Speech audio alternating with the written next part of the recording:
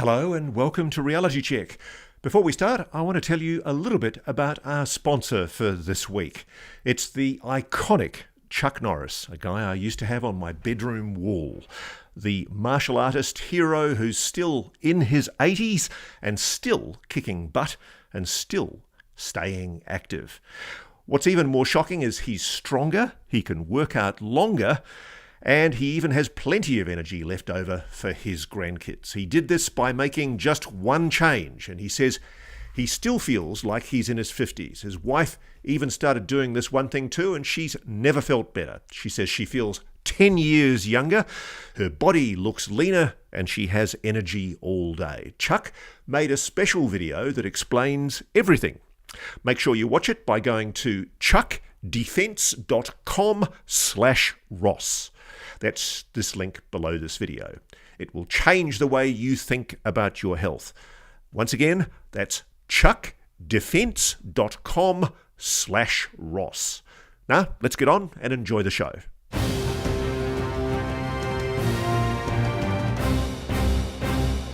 G'day and welcome to Reality Check.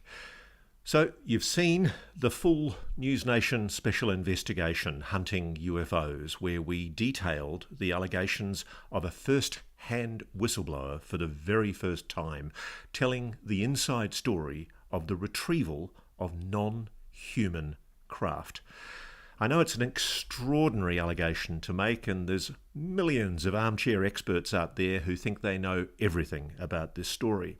Well, today, for the first time, the bloke who told that story to me on News Nation is telling his full account, the full interview, for the first time. Jake Barber is a guy I first met 2 years ago, and he's not used to the limelight. He's fundamentally somebody who's been trained in intelligence. He's been trained in how to operate in the covert world. And the only reason he's going overt is because he thinks you, the public, have a right to know about the illegal and criminal and improper things that he believes are going on inside what he calls the program. But be aware that, I think as George Herbert once said, the life of a spy is to know, not be known. It's difficult for any person to make the decision to step out into the limelight, let alone the excoriating glare of many hostile people who are looking for any excuse to pull Jake down from his pedestal. And the interesting thing is, he wants to be investigated. He wants the government, the Congress, to tackle this story and begin the slow exposition of what he knows. And it's a difficult story, I think, for a lot of people to grasp because the scale of it and the implications of it are immense.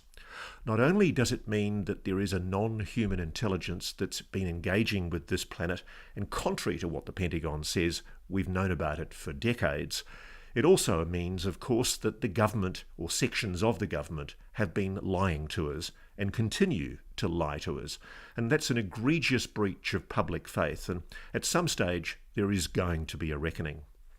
But ultimately, the big decision now for Congress and for the new Trump administration is whether they take the allegations of Jake Barber seriously.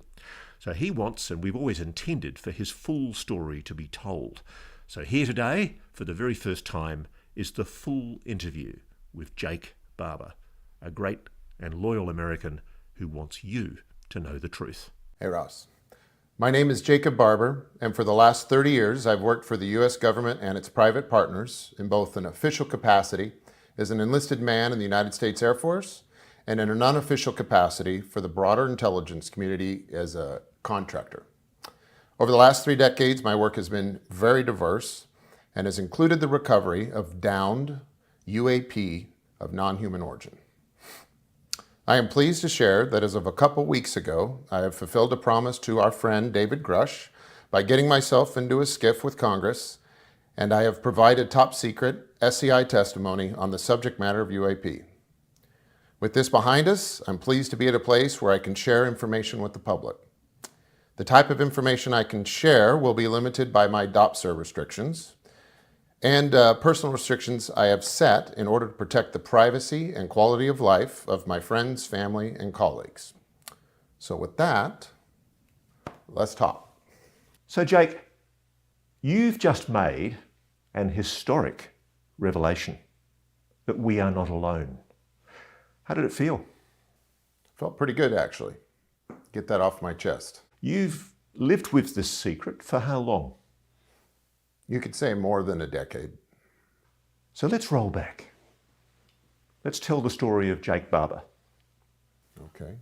You say you were an enlisted man and then you ended up working for the intelligence community as a contractor. Tell me that story. How did that happen?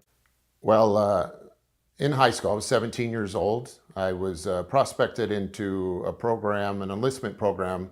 It was a guaranteed enlistment or guaranteed training enlistment program contract for a specific career field at the time called combat control. Career field is still called that.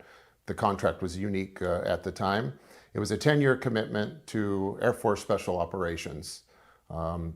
I finished my screening for that program, and in September of 1994, I shipped off to Air Force Basic Training. Upon completion of that, I went to a place known as Operating Location Hotel. This was Air Force Special Operations selection. I completed selection roughly 4 months later, and then entered into what is known as the pipeline. The pipeline is approximately a 2-year specialized training schedule where you go to a number of schools. At a certain point in my pipeline, I was approached by some individuals who had a discussion with me and convinced me it might be a good idea to consider becoming an airplane mechanic. Was that to be your cover? Yes. Yes. Because I notice your DD-214, which is your release discharge document from the U.S.A.F, which you've provided us, it says you're an aerospace mechanic. I was a mechanic. I spent a lot of time on the flight line at Pope Air Force Base and an obscure maintenance shop known as the Dash 21 dual rail shop. And I spent a lot of time there in my cover capacity, and I worked hard. You're constrained very heavily, aren't you, by what's called a Defence Office Pre-Publication Security Review? Correct. And that's called a DOPSR for short. Yes. And if you accidentally or deliberately reveal information that they've told you that you're not allowed to reveal, you can go to jail for the rest of your life. That is correct. Yeah, they've created quite a landmine of words to avoid. So there are certain agency names, certain designations in the military that you're not allowed to reveal or use. Yes, and for good reason. Let me clarify something though. You were trained as a top special operations soldier. Upon completing that, I was given orders to Pope Air Force Base, where I spent a lot of time actually working in a maintenance capacity in an obscure maintenance shop known as the Dash 21 dual rail shop. My time outside of that was spent in any number of clubs, you could say. I was a member of many clubs where I got an opportunity to do a lot of interesting training. You were given extensive special operations training. I trained in things like survival. I was in parachute club. I was in scuba club. I was in weapons club. I was in pilot club. I even was in Spanish club. I was in entrepreneur club, paramedic club. So they were fully training you for whatever that covert role was going to be. Nobody was training me. I was there on my own free will, out of my own interest, and trained in a number of clubs. A mechanic, but you were training yourself in a whole range of different skills. And I noticed your Correct. DD-214 document, it actually shows that you've got a sharpshooter's achievement. Yes, yeah. So how many mechanics have a sharpshooter's achievement? Not many. I will say that the standard for marksmanship in the Air Force is pretty low, but I did qualify as expert marksman in a number of small arms. Right. And you've also, I noticed, you're able to talk about the fact that you earned a commendation for the use of combat medical skills to help save the lives of 2 men in a horrible accident. Yeah, that's the interesting thing, is every once in a while my club skills would show up in the ordinary Air Force. Part of what goes on when things are heavily compartmentalized is often the left hand doesn't know what the right hand is doing. And so serving in my capacity as what is known as an OPFOR, an oppositional force, by the time I was deeply immersed in my club training, I soon began to be deployed as what's known as a red team member. I became a red team expert. So an opposition force person, what do they do? Just explain to me what you do. So OP4 is the bad guys. So an OP4 is a utility team, and that team's utility is in pressure testing or stress testing the effectiveness of what are known as blue forces, which are the good guys. Sure.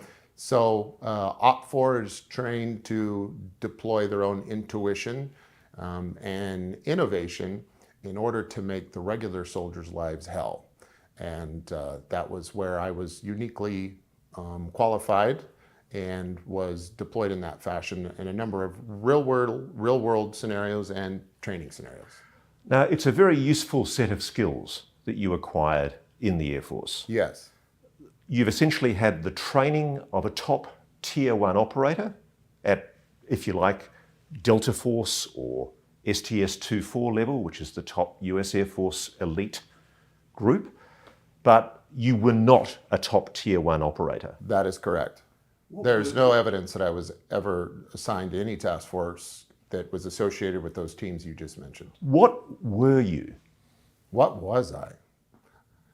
Ross, I was a highly talented airplane mechanic who got to deploy on a number of presidential support missions. I was a security escort for what are known as HVTs all over the world. I also I deployed in Bosnia in support of the hunt for war criminals. So why do countries like America have covert people like yourself? What's the purpose of it? Well, there's a lot of utility in what you could call a hidden hand. For better or for worse, the U.S. government and its agencies tend to paint themselves into a corner, and they're bound by their own regulations and rules of play, and which makes it extremely valuable to be able to outsource to folks who don't have to follow those same rules. So you were operating outside of the normal rule book, but to be clear, there's nothing wrong with a covert role. The US government uses covert operators all the time. Absolutely. It's 100% in the best interest of everyone in this country, and to maintain superiority from a national security standpoint, that we play the game that way. And do you regard yourself as a patriot? Do you love Absolutely. First and foremost, before anything else. And I'd like to be clear. Let's do this right now. I'd like you to know exactly what side I'm on. Firstly, I'm on the side of my family and my friends. Second, I'm on the side of the American people, and I'm on the side of the government and the military third, and only as long as they're taking care of the first two. In that time, when you were being trained, learning all these skills, did you have any idea about aliens? No, not at all. One way you can validate that you were doing special work is that you were actually recommended for a heroism medal, weren't you? The U.S. Air Force Air Medal. I was. And you're not allowed to talk about that operation, are you? No, there was classified missions that took place in Bosnia, and but every once in a while things showed up in my record, and at some point I had the presence of mind to start making copies of certain things, which was a little nerve-wracking because it may have been illegal that I was in possession of certain things, but this was a letter recommendation that calls out my particular act of heroism. Were you awarded that medal? No, it was squashed by my case officer. And do you think it was squashed because they didn't want you to be conspicuous? Yeah, because what the hell would an aircraft mechanic be doing chasing war criminals in Bosnia, and doing so to the extent that he would find himself in a situation that would be worthy of a medal of heroism? Now, you can't name the agency, the organization that you were working for, can you? No. You're forbidden by your DOPSA. Forbidden. At any stage during any of the training that you received, was anyone ever telling you that you were part of a government that was aware of the existence of non-human intelligence? No, not at that time. And I'll have to tell you that everything changed for me right around 9/11. And I left the Air Force and basically made a left turn at Albuquerque, never part of the global war on terror, and quite literally made a left turn at Albuquerque, and was sent out to California at that time to begin establishing my cover basis for an independent contractor, so that I could serve what was coming down the line next for me. And that is the path which led to the UAP subject. In your time in deployment, you met certain people from an aerospace company, didn't you? Yes, I did. Now, it's also part of the constraints you operate under that you can't name that aerospace company. Correct. There's no good reason to name them, even if I wasn't constrained. What were they doing there? Well, they were supporting us with some new weapons technology that could be used to disable vehicles and aircraft. I can disclose this. Yeah. My understanding is that they were essentially using, it was actually, I think it's a matter of public record, that microwave weapons, pulse microwave weapons, were being used at that time. Correct. There were some early prototypes that were being used at that time. And I met individuals that were there representing the companies that were providing that service to the government, made some friends, and those relationships led to opportunities later in the California desert where I began my journey. Before we go any further, had you ever, as a child, experienced any kind of anomalous phenomena yourself? No. This was completely off the books for you. It was a complete revelation to you. I was born in the 70s. I grew up a fan of Star Wars and Star Trek and Back to the Future, and it certainly was a pleasant and fun idea. But during that same time, it was also very clear that the culture, it was clearly nostalgic, like the subject matter of UAP and non-human intelligence, which wasn't an acronym we used back then, aliens, let's say, that it was 100% a fictional story. So while I was interested in it, it was purely as an adolescent from being interested by any other fictional subject. Before we get into the nitty-gritty of what happened after 2001, let's talk about what you perceive are the rights and responsibilities of American citizens under your Constitution. As an enlisted man, did you swear an oath to the Constitution? I sure did, yeah. How much do you care about the ideas and the principles that are espoused in the US Constitution? Those ideas are absolutely paramount. They come above everything else. Even though I mentioned my family and my friends are whose side I'm on first, I cannot facilitate protecting them without the fundamental nature of the U.S. Constitution. So it is paramount to everything else. Is it fair to say that the reason why you're speaking to us here today is because you think it's important that the American people be told about what we're going to disclose in accordance with the Constitution? Article 1 of the US Constitution enshrines the idea that all arms of government must be transparent and accountable to the Congress. Mm-hmm. Is that happening? I can't really speak to that. From what we're being told, there is no evidence of extraterrestrial presence here. There is no evidence of non-human intelligence. There's a little bit of admittance and evidence that there's something anomalous in the sky flying around and we don't know what it is. So the bad news is I can't really help further that question that everyone wants answered. But the good news is I'm going to begin to be able to start answering that question. And that's the primary reason I'm here to speak to you today. Do you think Congress is being misled, deceived about what is secretly known about non-human intelligence, alien life, engaging with it's clear they don't have the full story. What's being held back? Just about everything. But there's another problem. I don't even know that they're giving it a proper attention to begin with. So unfortunately, Congress is very ignorant when it comes to the subject. So very recently, the Pentagon spokesman assured press reporters in a Pentagon briefing that there is no evidence of extraterrestrial engagement with planet Earth. Is that true? No, that's not true. Now, they like to hang their hat on some key words there, extraterrestrial. So that means outside of the planet Earth. And that is yet to be determined by my best understanding. So you're saying you know for a fact there are aliens? Yes, 100%. There are alien craft? 100%. have you been involved in the recovery of those alien craft? Well, Ross, yes, I have. How does it feel to say that? I'm kind of over it. Like, this has been a fact I had to get over. It wasn't easy when it first hit you. That was years ago, and it's actually quite therapeutic to get to talk about it. And I'm encouraged that it's becoming commonplace, because that's where it needs to be for us to move forward and start gathering some evidence, which we intend to do.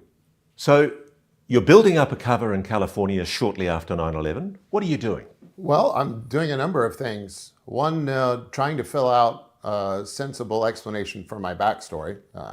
I mentioned one of the clubs I was in was Pilot Club, and you'll speak to my good friend Don Paul here shortly, who I met during that time. But there's no record of that. So one of the first things I did is I had to go to commercial pilot school in order to create a legitimate training record so that I could operate in an official capacity this time as a helicopter pilot. So you'd learned how to fly as a covert operator, Yeah. but they didn't give you a license for it in the military. No. Because you weren't allowed to have that qualification, because that would undermine your cover, I suppose. Correct. So you had to go and pretend to not be a pilot in order to get your commercial pilot's Yeah, that was license. loads of fun, actually. I found it quite challenging to pretend I didn't know how to fly. So it was amusing. Yeah. You must have blitzed it.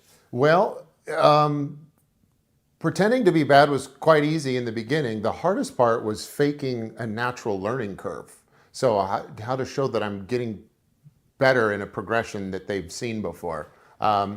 So that was fun. A few times I took the liberty to mess with my flight instructor, but he just thought I got lucky. So this happened for, what, a couple of years? Yeah, a number of things were done. So one of the rules we go by is that legitimacy is the best cover. So in order to provide a certain utility to the government by way of a contractor, I have to go and establish a lot of legitimate businesses. I have to function in a legitimate way under existing contracts to build a cover. A cover is not a hollow shell. It has to be layers deep. And the best way to have many layers of cover is to just go do something genuine to begin with. So let's be clear about this. You're a very financially successful businessman in your own right. You've done well in business. Yes. You are not being paid by us or anyone to do this interview. No. In fact, you're deriving no financial benefit or in-kind benefit at all from doing this interview with me. Why are you speaking to us today? Well, because I've got some good news, okay? So I know everyone's been waiting for people like me to speak out, and we haven't been doing nothing the past several years. There's been a lot going on, and I'm very pleased to share that we are moving forward in an official and transparent capacity to explore the answer to these questions that there appears to be no evidence for. And our number one goal now is to function in a private capacity with the backing of venture capitalists and in coordination with some of the most key departments in the government in order to start answering these questions in a transparent way related to the UAP topic. Are you a front? Am I a front? Yeah, I mean, you've worked, obviously, in counterintelligence. You're a trained intelligence operative. Is this some kind of disinformation propaganda operation? No, and I'm going to say no, and I'm going to tell you I'm not lying to you, but unfortunately, there's no way that I can convince you of that if that's what you're thinking. A lot of people watching this will be thinking, oh, you can never trust a spook. You know, there's obviously wheels within wheels. This is part of some official government disclosure operation. Yeah. Is it? No, it's not. And again, I'm not going to be able to make you believe that.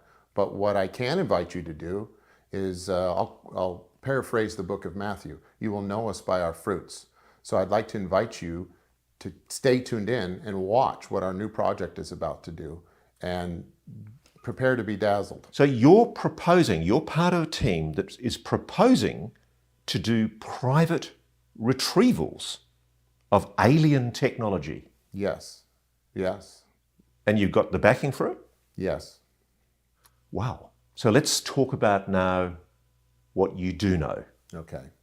When you finally secured your pilot's training in the commercial world, what happened? While I was getting my pilot's training, I was also working to set up a number of businesses in order to pursue government contracts from the DOI, the DOD, and all the organizations and departments within those.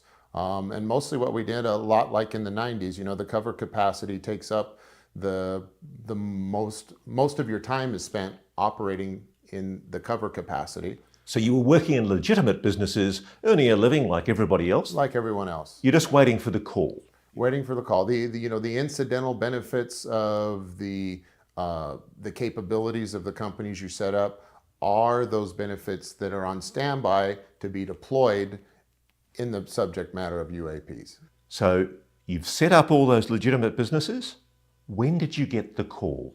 So as a helicopter operator, we provide a number of services to a number of departments within the military industrial complex. And that includes the Department of the Interior as well as the DOI. The Department of the Interior has a number of other departments within it, and we worked mostly in those for our CONUS or within the continental United States. Those operations include things like firefighting, long haul, short haul, which is our external loads for helicopters, working for the BIA, Bureau of Indian Affairs, anything you could do to provide utility, anything that you could do with the utility of a helicopter, we were put to task on. Now, at this stage, there was no indication of any anomalous phenomena at all. No. When did you first start becoming aware of strange objects in the sky during your work? Well, a lot of the work we did was on what I call the range. And the range is a particular geographical area where the U.S. government and its private partners use to test all kinds of things, weapon systems and resilience to weapon systems of certain craft. And so you see a lot of exciting things. And I have to remind you that my particular role is very basic, security and transportation. It gets a little broad as you drill down, but I'm a security and transportation expert, and that's the service we broadly provided to the government and its partners. So you start seeing at the range, yes, interesting objects. Well, yeah, it's always interesting out there. It was a process for me getting to the point until we had our first experience with something that was obviously non-human in origin. But up until that time, there's lots of interesting things in the sky. I can tell you that our technology, and by our I mean anything that lies within the inventory of the United States government and its private partners, is pretty spectacular. There are some cool things. And from an observer standpoint on the ground, it's hard to tell exactly what's going on. Things come in and out of sight. Things disappear for a moment and reappear. Things seem to move very quickly. Things change color, they change shape. And a good reference for this is, I'm sure we've all seen these drone shows like that get put on at the Super Bowl halftime or other places. And those are pretty amazing to see, visually amazing. But we all know that's human tech and we accept it. But if you kind of think about that and think about perhaps what we might be doing privately, in the interest of national security, your imagination could fill in the blanks on what you might see on a test range that's being used by the U.S. government and its partners. I mean, I guess we all expect that there's technology that we don't know about that's being kept confidential for very good reasons, because the United States doesn't want foreign adversaries to know that it has an aerospace advantage, sure, or a weapons advantage over a potential rival. Yep.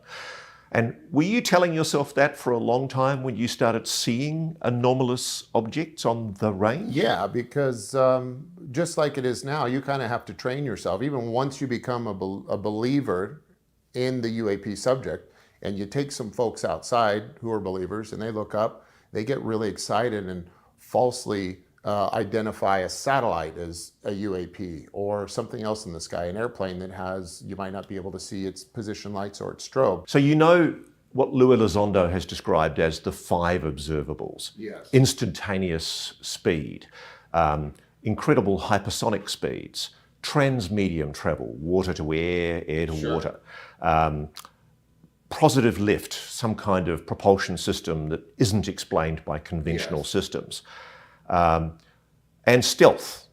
So you were seeing objects that complied with those weird observables. Yes. And at that time, you would also see things when you talk about the transmedium. So one of those that would raise your eyebrow is more of the transmedium characteristics, because things would come from the ground, like from the earth, from a ridge, from a mountain, or it could pass through. So they'd come out of a ridge? Out of a ridge, yeah. Now that is clearly technology that is certainly not known. Now again, that is the visual understanding of what you're seeing. And was that human technology? You just don't know. I just don't know. At the time, that I do not know.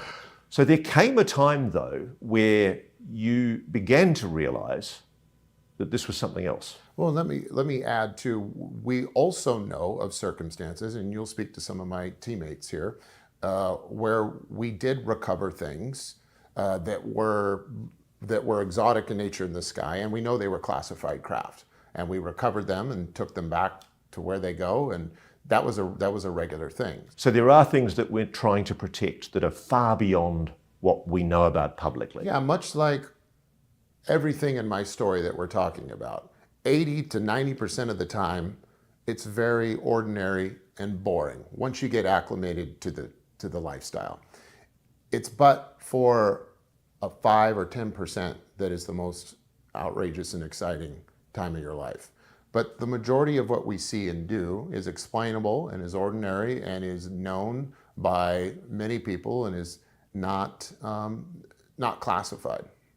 But there is a certain percentage which is extremely sensitive, and that extremely sensitive bit does include what we know is our own man-made advanced technology. And we work to our recovery efforts. If this is where we're going with the conversation, when we look at a recovery mission or a crash recovery team, you don't put together a team like that with the intent of recovering non-human craft.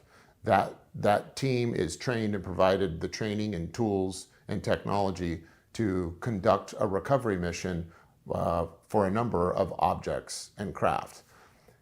But in the rare occasion, or let's say the hypothetical occasion, something of a non-human origin or source were to interface with the ground, you would deploy that same team. And that is the segue in how we got involved with this particular subject. So tell me about the moment when you realized that you were involved in a retrieval of non-human technology, alien tech. So it became very clear the first time we recovered something that was non-human in origin, that it was precisely what we were dealing with. Our communications changed. Our communication process and procedure was modified. It was also clear to everyone on the team that what we were dealing with was something that was unexpected versus expected. And then just visually looking at the object on the ground, you could tell that it was extraordinary and anomalous. It was not human. How close did you get? Well, I was a helicopter pilot, and I operate with 150 foot to 200 foot long line. So I got within 150 feet of this object. What did you see? I saw an egg, a white egg. How large was the object? I would say approximately 20 feet, plus or minus a little bit, about the size of a large SUV. Did it have any seams? No. What? And it was pure white? It was like pearly white, like a metallic pearly white, the best I could assess. I mean, what you're describing sounds like something out of a TV show. Yeah. Well, fortunately, I'm going to share some images with you, and you can see one of these flying in the sky, if you like, in broad daylight. So you actually saw it in the sky before it? No, not this one. But in our new venture, we've already begun work, and we're capturing sensor data of the exact same craft flying in the sky. How did you know that that egg-shaped object was non-human in origin? Well, visually, after seeing all kinds of things in my past, it was clearly something that was ridiculously looking. It's inconsistent with anything I'd ever seen before. I can also tell you that the reaction by my team, who was very experienced, was atypical. We changed we modified our entire process for recovery that night. Our communication process changed. We all knew we were dealing with something extraordinary. And in addition to that, it has also been verified by me, by high-ranking members of the UAP task force, that what we recovered that night was in fact known NHI craft. So the implications of that are actually quite shocking. It means the government's lying to us, which shouldn't come as any surprise to us, but we're being lied to. I can't comment on that because I don't know what the government knows. This operation, I just can't comment to that because... Do you think it's possible that there are even senior people in the Pentagon who aren't aware of what you know? Absolutely. There are senior people in all branches of government that are unaware what's going on at the bottom. So when Air Force General Pat Ryder speaks at a press briefing in the Pentagon and says there is no evidence of extraterrestrial visitation or engagement with planet Earth, he might actually be telling the truth because he hasn't been read in like you were. Correct. Now you have what's called, I understand, a top secret SCI clearance. You have compartmented intelligence clearance to certain programs. My clearance is given as needed basis. So like when I go, it's not like I go, there's no record of me having top secret clearance anywhere, but I get dispatched. Well, there is, because in the documents that you've showed us, there is one document that shows a NATO top secret clearance. And what does that mean? That means you are cleared to the highest level that you need to be in order to function in the capacity that you've been assigned on a particular mission. And it's quite a high clearance? It's a very high clearance. And so the best effort was done to secure your cover, and as part of protecting that cover, it wasn't allowed to be known that you had high clearances. But what you have been able to demonstrate to us is that you were in fact given high clearances as part of your role. Yeah, the clearances kind of accompanied me like a shadow. If I got deployed on a particular mission, let's use an aircraft, an HVT mission, for example. High value target. High value target. I spent a lot of time in the 90s living out of a hotel room at Pope Air Force Base with a pager. That was our technology back then. So I'll give you a short story that'll tie this together. So a typical situation for me would be told to go stay at the lodging on base, and I could travel to the chow hall, I could travel to the gym, but I had to stay within that response area. We would have a sealed aircraft. A sealed aircraft is an aircraft that has been configured and swept, and then a metal seal goes on the door to where if that door is open or broken, we know someone has entered that aircraft in an unauthorized capacity. So we'd have a sealed aircraft there. If we got dispatched, I would go to an aircraft. There would be manifests that go with that aircraft that would list all the crew members, their security clearances, and a rough description as to the mission. At those times, the crew would be briefed, security clearances would be issued to that crew, and anytime I was on a HVT mission that was highly sensitive, I would operate under what is known as a NATO top secret security clearance. And there are documents, a few documents that I was able to make copies of that show that. And indeed, the document that you've showed us shows very clearly that you and the pilot were the only people on board the plane that had a NATO top secret clearance. Yeah, and probably the reason he was assigned is because I was there. So not to sound arrogant, but the fact that I was being deployed on that mission meant that the aircraft commander also needed to be read in to a certain degree, which would require that clearance. Is part of the reason why they keep your clearances secret in that covert role, so that they have plausible deniability if you ever did decide to speak publicly? Yeah. Here's the funny thing, like the US government can make a bunch of rules in order to create a scaffolding that keeps things intact, but they make a bunch of rules so that they can break them and hack the system and get around them. It provides great obscurity to create the rules that separate the known from the unknown. And I want to add one comment here is when we're talking about circumstances like the first time we recovered a UAP, which was the flying egg, that immediately, regardless of where you were or what level of security you're operating under at the time, when that shows up, you're instantly now in a top secret classified situation, regardless of people's clearance. So before you flew out that day to go and do the recovery of the egg, what were you told? I was told that we were going out to do our normal thing. We were going to provide range security, and we transport crew, and we're doing our normal range work. You weren't told that this was an anomalous craft that was clearly of non-human origin? No, and I genuinely believe no one else knew this was going to happen either. It was a shock to everyone. I think it was a shock to everyone. And at no stage were you ever subsequently told that the craft was of non-human origin? No. So how do you know it wasn't human? How do you know that we don't have top secret tech that is shaped like an egg? Right. Well, I'll tell you that because of the reaction of my leadership structure and because of my experience working in that capacity, everyone involved was convinced that what we were seeing and dealing with was, in fact, exotic in its origin. I'll also tell you that during this process over the last couple of years, it's been confirmed to me by ranking members of the UAP task force that what we were working with that night was in fact NHI, and it was not a unique experience. The egg, as we're referring to, is known by, and there have been many others that have encountered this type of craft in our atmosphere, outside of our atmosphere, broad day, nighttime, all over the place. You got a good look at this object, didn't you? Yeah.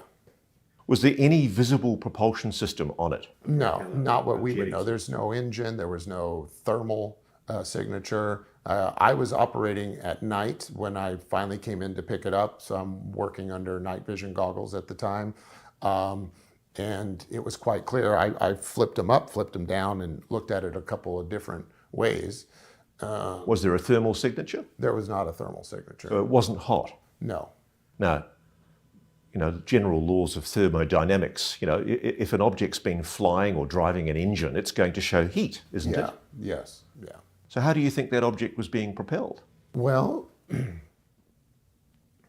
that's a great question that we're looking forward to exploring with our new venture. So when you went back to base, was it the sort of job where you could go to your bosses and say, hey, listen, what was that object that I picked up, that strange looking egg thing? No, that's not quite how it works. When I go back to what you would call my base, when I go back to our facility, that's back to my normal working business. And the people that are involved there have really no idea what's going on when I'm holding myself out for work for the government. So this is how the compartmentalization system works. Yeah. It's a need to know. There was no need for the people that you were working with to know, so they weren't briefed in. Yes. And you only found out incidentally because you saw it on the range. Right. So let's keep on going. That's twigged your interest.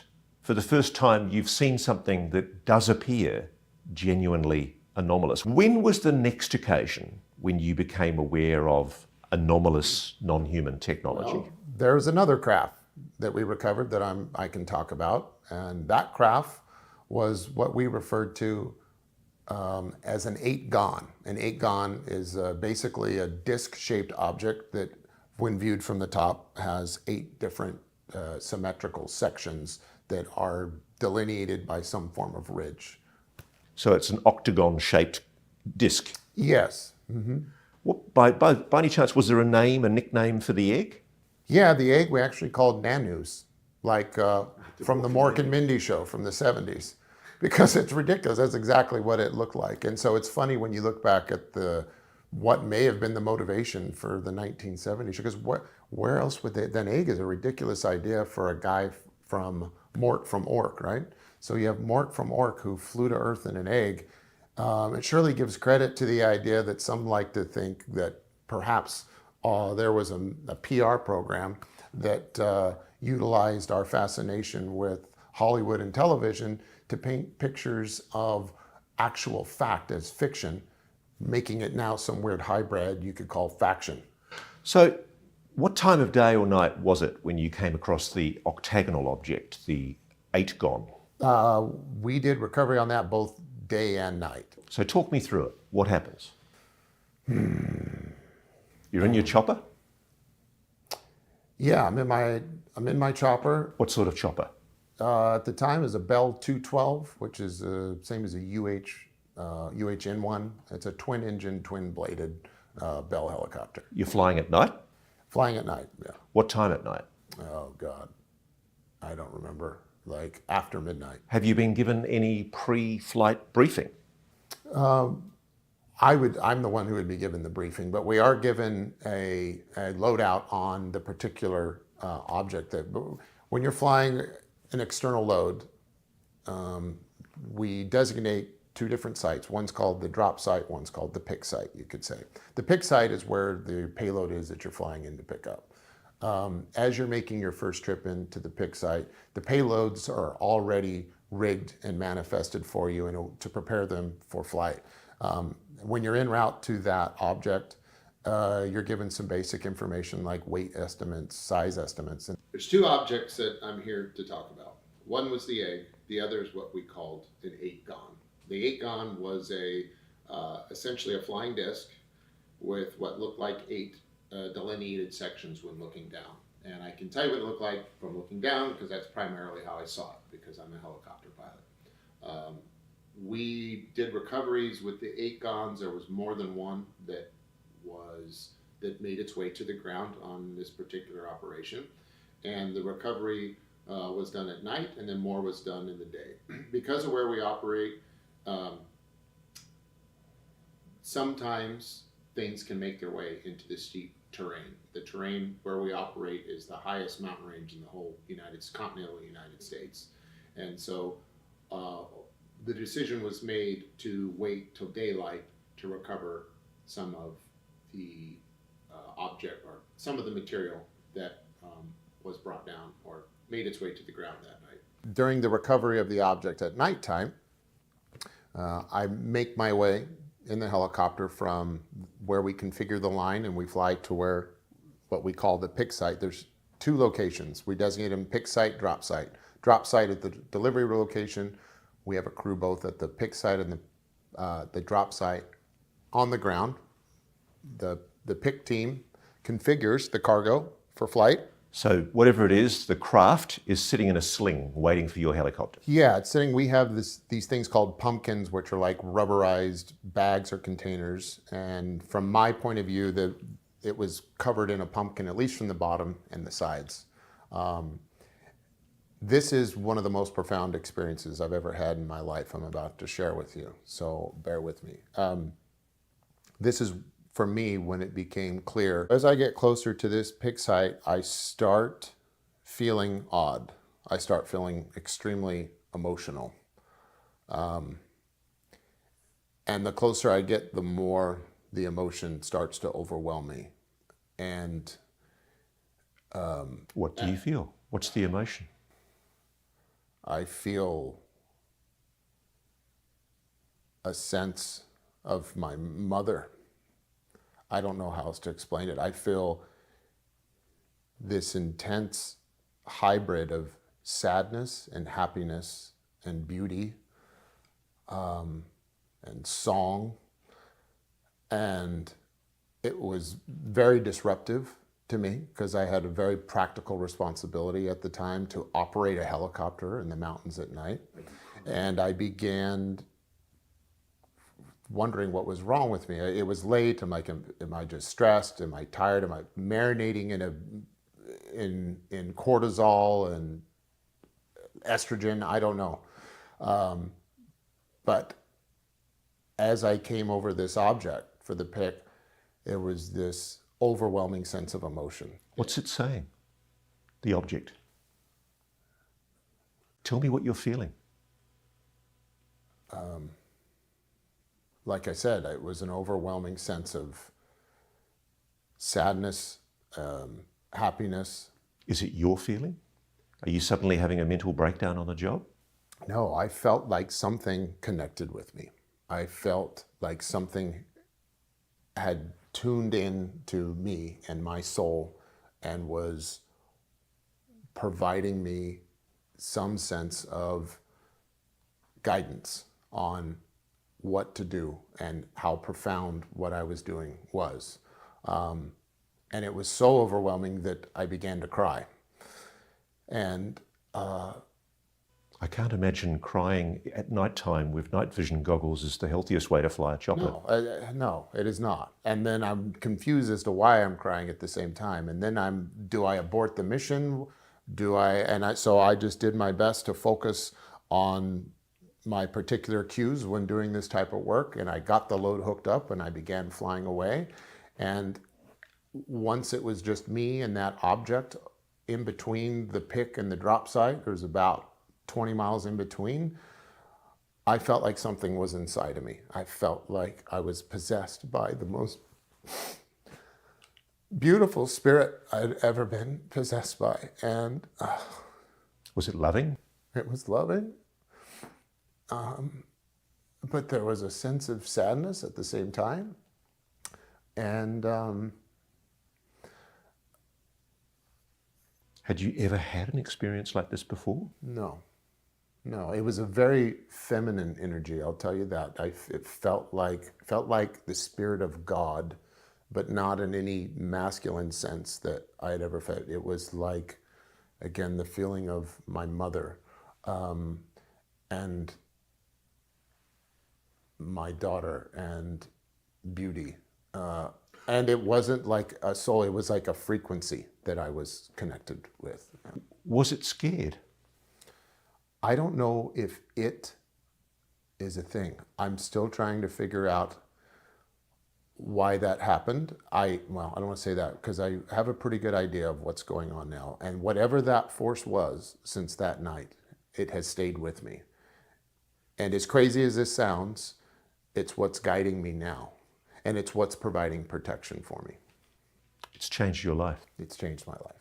Do you think it's made you a better person, that experience? It has made me a more sensitive and aware person, which I think all of us would be better people. So that was a moment when you became aware of, at the very least, a technology that had the capacity to touch you remotely. Remotely. Telepathically. Telepathically. Now, telepathy, we are told, is a nonsense. It's a fiction. What happened after you flew the object in the sling to presumably the drop-off zone? Once I made the drop, before I got there, I was really scared that I was going to have to stop flying and punch this thing off because I was so distracted. But then I was like, well, crap, now we've got another recovery site. Now we're going to have to recover this. I'm going to have to emergency land. I don't know. So it took everything I had in me at the time to get to my drop site, and I delivered this. Oddly enough, no one in my crew reported having similar effects from this. I do not believe there was a being in that craft. I've come to understand now, after being involved with other parts of the programs that are tested on the range, that there is a known and researched and implemented emotional or psychic, or what we call a psionic component to the research and development of the UAP program. Now, Jake, I know it's going to be very confronting for our audience to hear this, but you think that you've discovered something potentially about yourself as a result of that experience, that you might in fact have abilities that you were never aware of.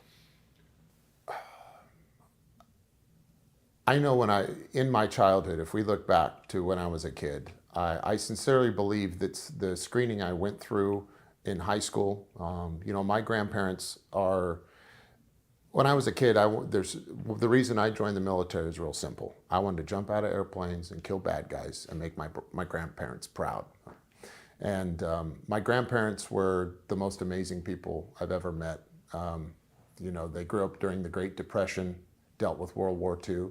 And my grandfathers particularly were the strongest and the most sensitive men I've ever met, all wrapped up into one person. We can call them Navy grandpa and Army grandpa, let's say. So Navy grandpa was a very influential naval officer. He was actually a member of the SEALs predecessors, the Scouts and Raiders. Army grandpa was an Army captain and a salesman. They both founded our neighborhood church and literally set the cornerstone to our church together.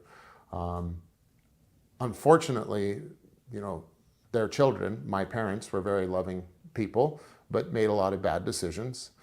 And this led to step families for me at a very young age. And to get away from the abusive environment, I spent a lot of time outside. I would tell my mom I'm going to my dad's house. I'd tell my dad I'm going to my mom's house, and I'd bug out and just go live outside. You were living in the bush somewhere? Yeah, essentially I was homeless, but I just told myself I was a wild commando survivalist, and that gave me pride in what I was doing instead of shame. And so that I refined a pretty high level of independence at a young age. But my grandparents were still always there, making sure I had some outlet for certain things. And so they got me involved with an art program and a music program. I'll have to tell you, so my Navy grandfather, he was the superintendent. He got his doctorate in education, and by the time I had graduated high school, he had retired as a superintendent of our school district. So he was a very influential man. And I understand he ran the gifted and talented education program for that school district. Yeah, you could say he was the ambassador for this area for the GATE program, which was a program for gifted and talented kids. And my personal experience with that was great. It was, I just got pulled out of normal class a couple of times a day, at least twice, and got to go to a private classroom where I had one-on-one time with a staff member there who played a lot of games with me inside and outside, and we ran a number of creative classes together. And outside of that, I also, after school, I would attend, I had a private art teacher, I learned music. And so I felt like I had a unique education experience as a kid. My grandfather also got me involved in water polo and swimming. He was a diver and a swimmer.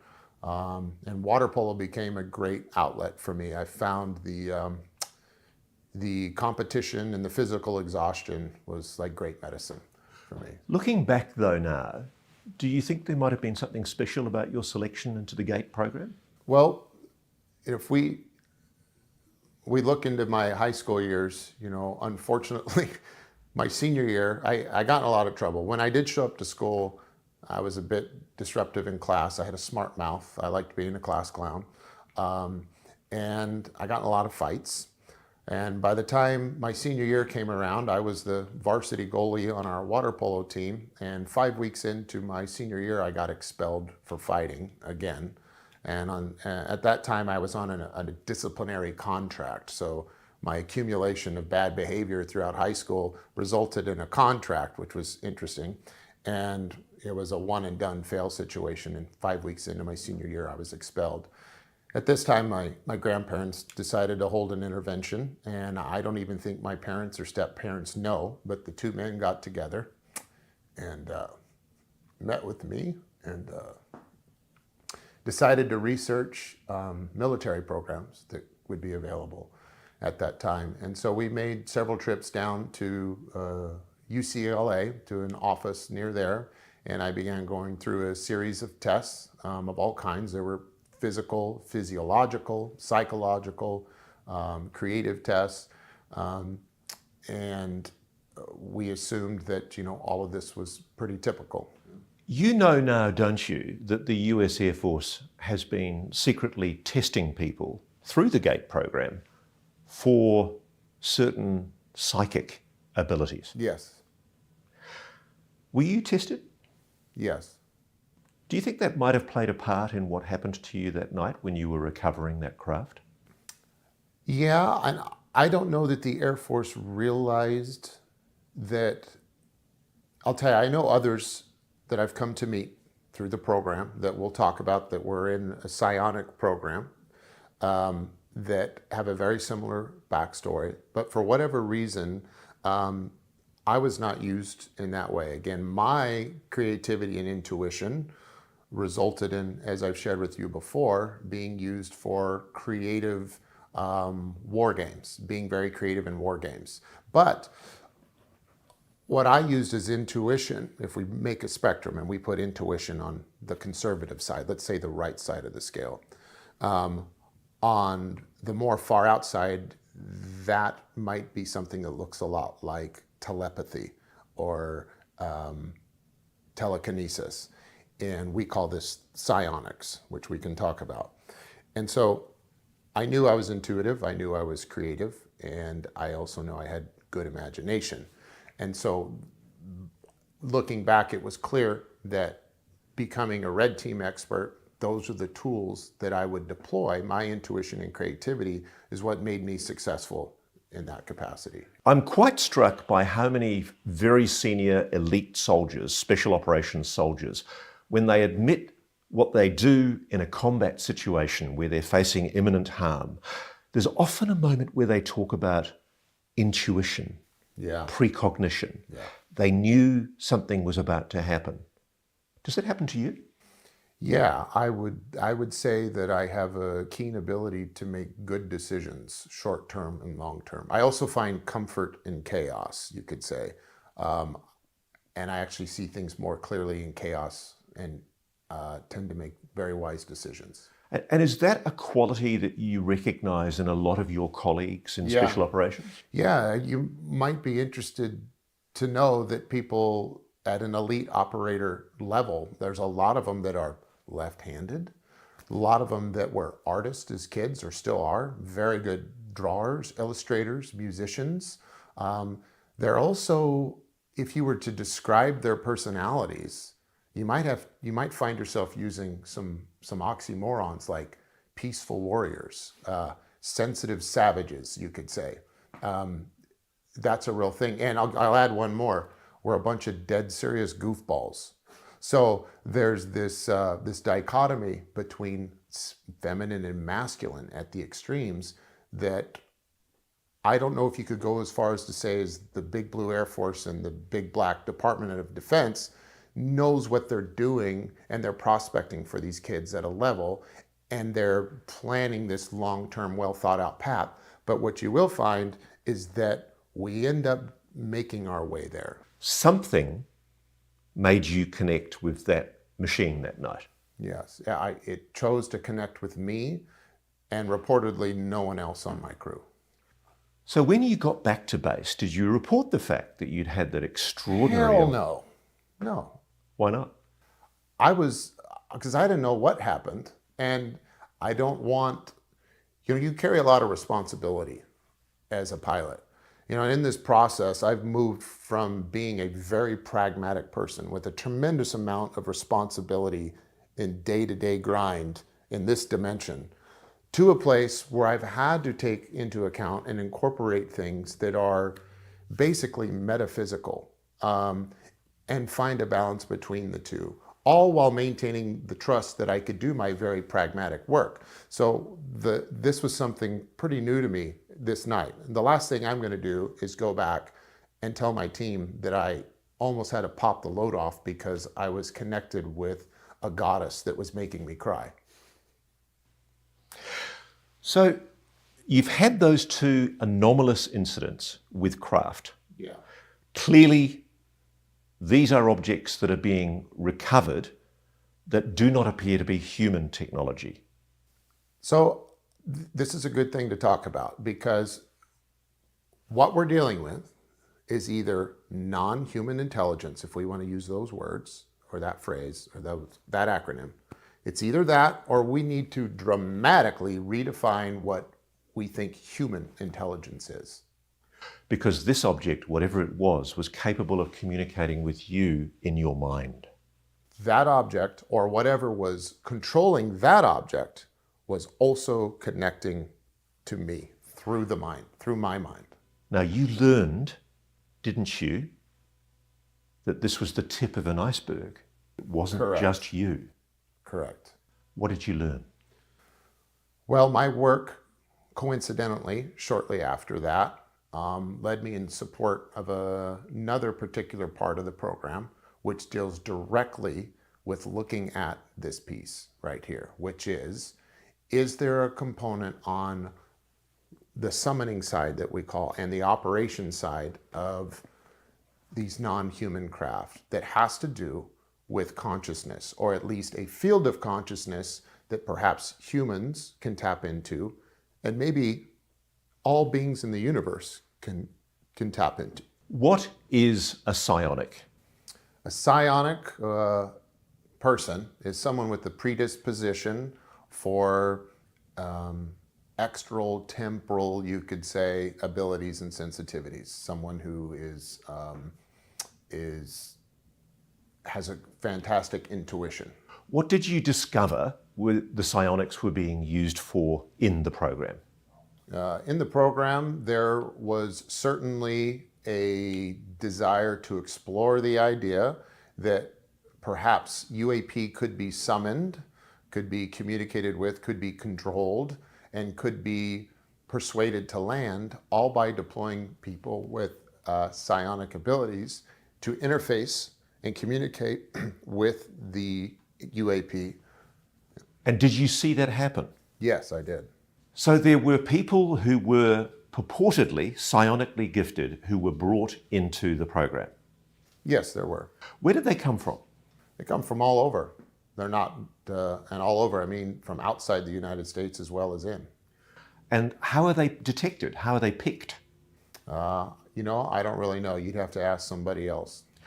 I'm told that there are particular indigenous communities around the world, Native Americans, people in different third world countries, who apparently have enhanced psychic abilities that are recognized. Sure. I think most people could grasp the idea that perhaps people that are from other cultures, our culture leaves a lot to be desired when we look at the contaminants that exist in our food, contaminants that exist in our drugs, and contaminants in our culture. And some of these contaminants, it turns out, aren't great for your spirituality or your consciousness or your psionic abilities. And so those who live a particular lifestyle or live in a culture where they have a more natural or direct way of life with nature and their surroundings seem to, within those groups of people, there's a little bit higher demographic than there typically is for those with a psionic ability. So these people are sought out and are used to contribute to the research that might be going on with the psionic. I want to put something to you. Yeah. I've spoken myself, you haven't told me this, but I've spoken myself to people of Native American background, Indigenous Americans, who say that this is a particularly popular thing for recruitment from the program to happen in Indigenous American communities. Yes, I know that for a fact. There are also people from countries in the third world where these abilities are recognized and not treated with stigma as we do in the Western world.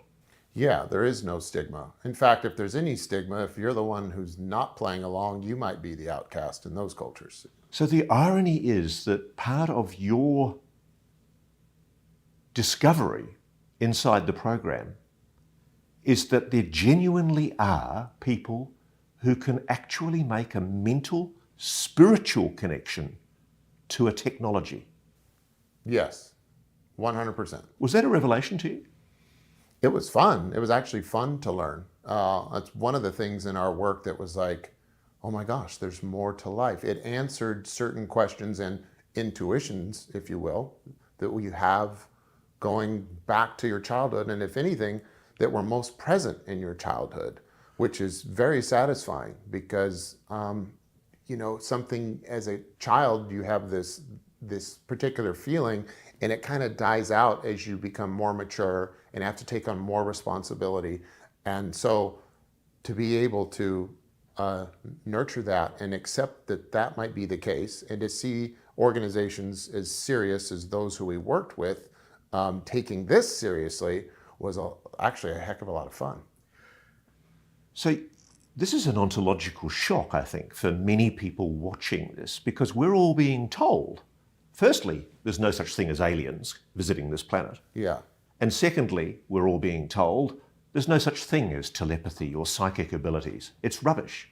Yeah, I don't think there is going to be an ontological shock. I think people are going to react to it the same way I did. I think it's going to be an ontological relief, because I think everyone deep down knows that there is more to life than what we are being told and experiencing.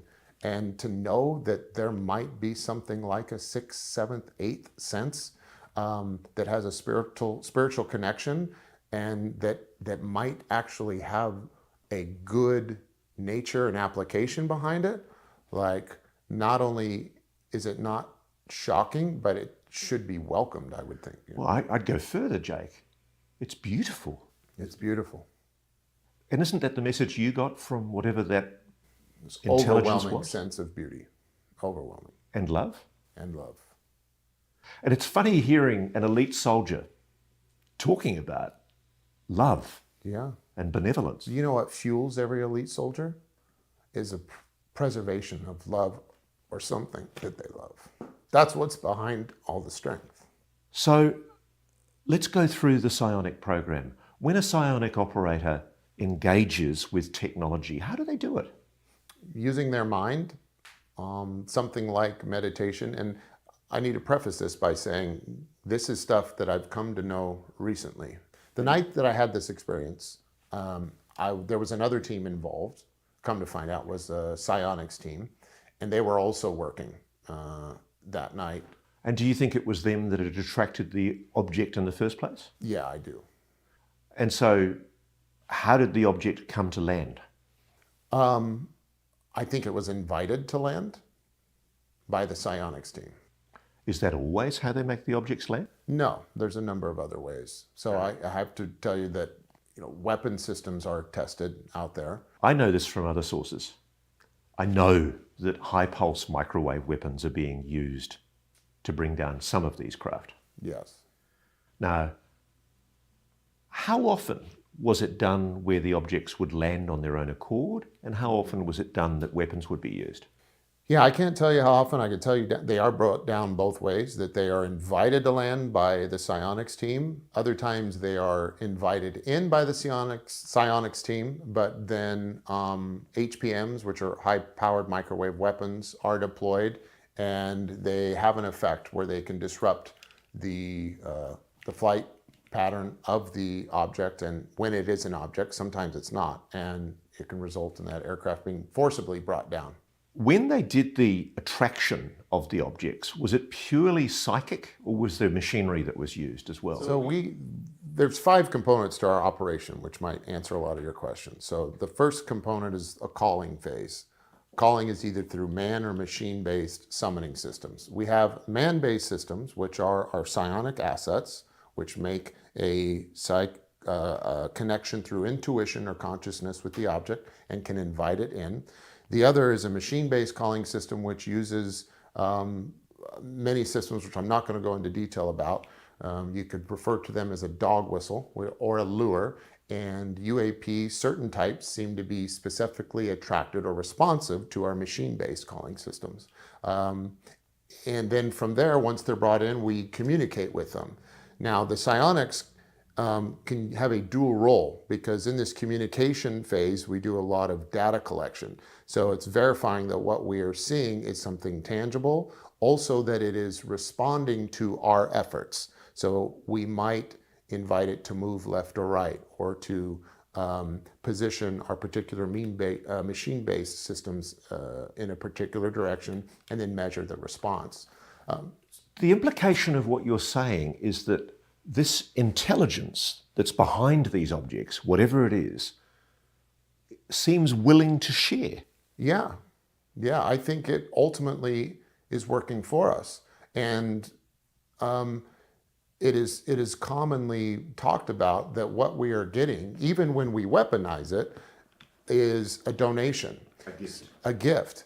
And even when we deploy equipment, when there's a combined operation where the psionics team and a machine-based team all the equipment kind of has to be blessed and brought in when it's a psionically led operation for summoning. A lot of people watching this, Jake, are going, I'm sure, this is crazy. This guy's making this up. This can't possibly be true. Yeah. Alien vehicles, psychic techniques to engage with technology.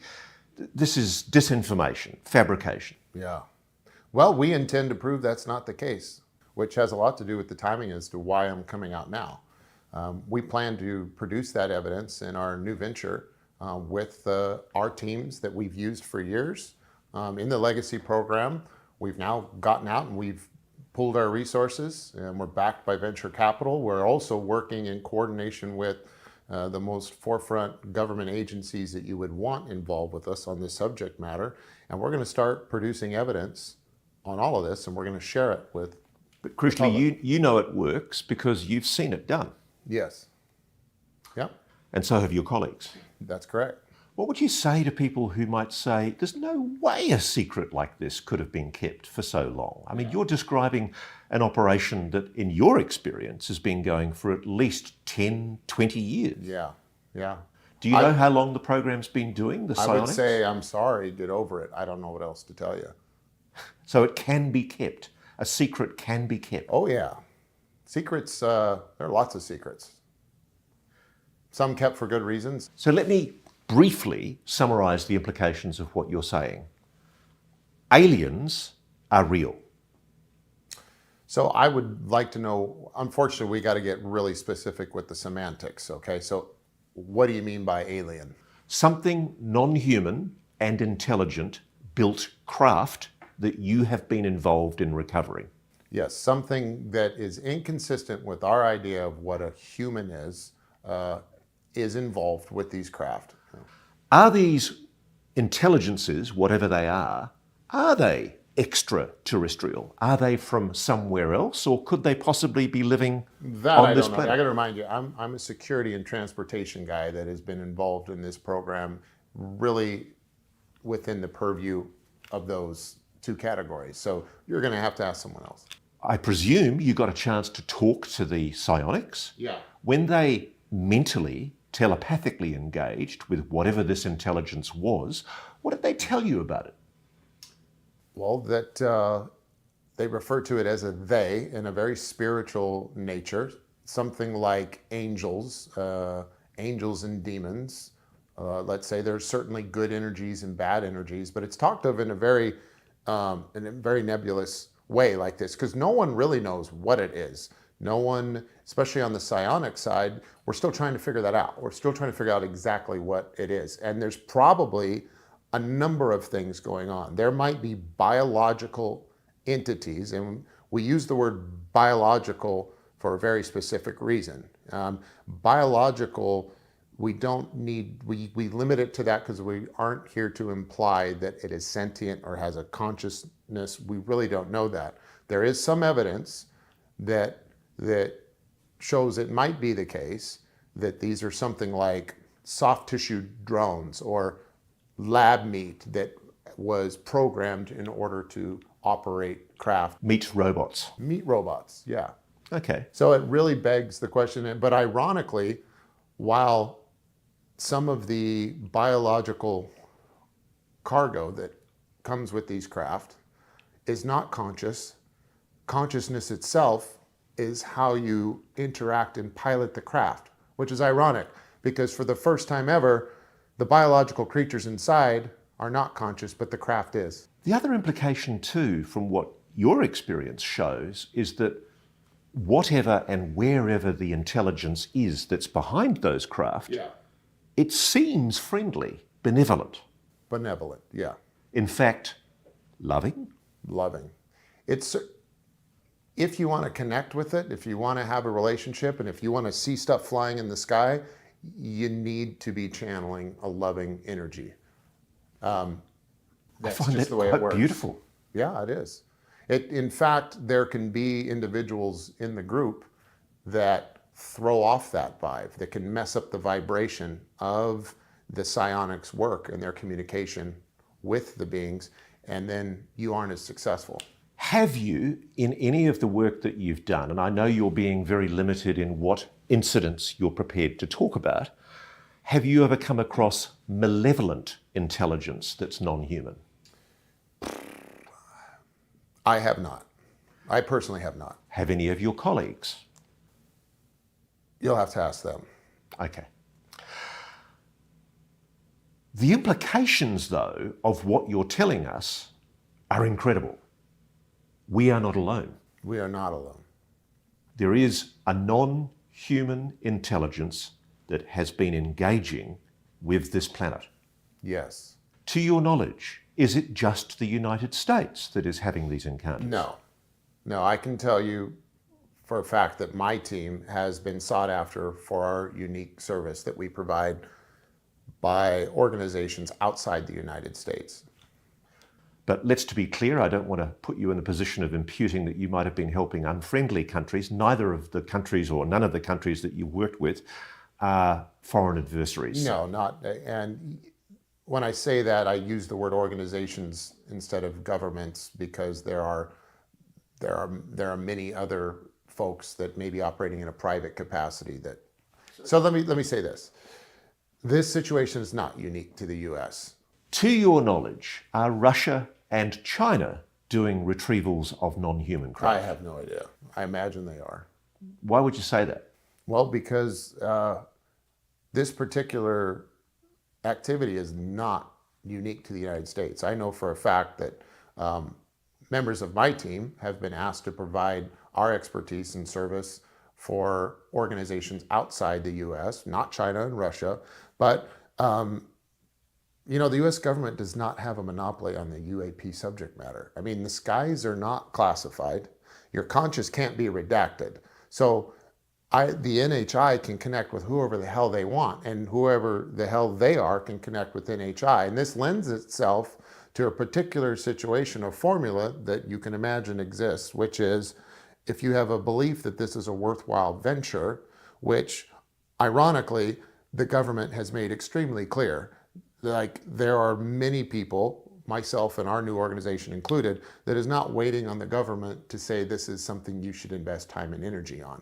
And that's become abundantly clear in the last 2 years. But prior to that, anyone that had the will to believe that and the money to invest and the tools and techniques and talent in order to do it could set up their own communication, crash recovery, and reverse engineering program anywhere in the world. The NHI does not hold itself out exclusively for the United States. Why has this been kept secret from all of us? Oh God, I don't know. I really don't know. I imagine, I have to trust that, be careful what you wish for. There might be very good reasons. I imagine that some of what we see, I know that some of what we see is our own advanced tech. And it's absolutely imperative that we keep a competitive advantage over our adversaries. As a patriot, that's paramount. We need to be able to defend ourselves. And unfortunately, you can't tell the public things without telling your adversaries. So therefore, the public, for their own good, is going to be kept, they're going to be kept out of the know on certain subjects. And so there's this difference between secrecy and privacy.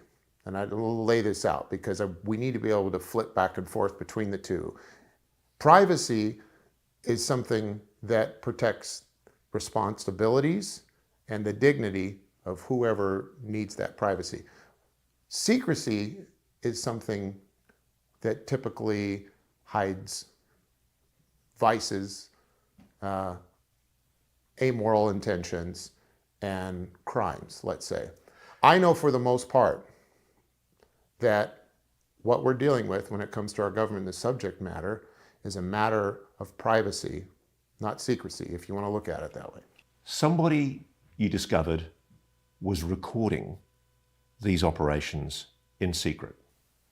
There are videos of these operations that were captured illegally during these operations that are out there. You became aware, didn't you, while you were doing these retrieval operations, that there was concern from a private aerospace company that certain computers had gone missing? Yes, And those computers were Panasonic Toughbooks. correct. 5 Panasonic Toughbooks. 6. 6. What happened? Well, we were deployed on a particular task to recover what we call HVTs, or high value targets. Those high value targets were Panasonic Toughbooks. And whatever was on these Toughbooks was highly sensitive material. And this came about, I have to tell you, after 2018. It is quite possible, I will say, that the sensitive material that is on these Panasonic Toughbooks has to do with sensor data, video, that was illegally captured during some of these operations, some of which may be incriminating or classified. Now, I can understand a lot of people watching this may be indignant, but there are good reasons why some things are classified in the US military. Absolutely. So you were tasked to get these laptops back Yes. because the concern was they could break the secrecy of the whole program. I can't speak to what the implications were of this sensitive information getting out. You know, my job's pretty simple. I get tasked on something, I get given a pretty narrow scope, and after doing this for 20 years, that's enough for me, because everything that I've done up until now is I've been very well taken care of, and everything, I trust the process by which we operate. So I'm only preloading it that way because that wasn't the case by the end of this operation. For the first time in my career, by the end of this operation, we began asking questions we've never asked, which is, who are we working for? What is going on? And why did it turn out to be that there were 2 seemingly adversarial parties trying to employ us to go after these HVTs? So what happened? So my team and I worked in coordination with our contact for this particular task. There was obviously another team involved, which is an intelligence team. Most of our intelligence came by way of HUMINT, which is human intelligence, which is essentially the reporting of information by a human, by their own observation and experience. And we recovered our first 2 Toughbooks. They were in the high Sierras, I'll tell you that. And we had first began recon on that particular target for the first 2 in the winter time, and there was tons of snow. So we continued to just observe that location in order to keep tabs on who might be coming and going. It's very remote. There's no way there. The only way to get there would be by foot or horse or helicopter. So we did a couple snow surveys, and at the time the snow was over 9 feet. So we had waited for the thaw before we would deploy to get these first 2. Are you and your men armed? Yeah, we're always armed. Yeah. Because whoever this was is potentially very dangerous. I'm armed when I go to Starbucks, so that's not saying much, but we were armed, yeah. So what happened? So we recovered our first 2 Toughbooks. We got back to our base location and then went through them and took photographs, discovered that the hard drives were missing, which is something we expected could be the case.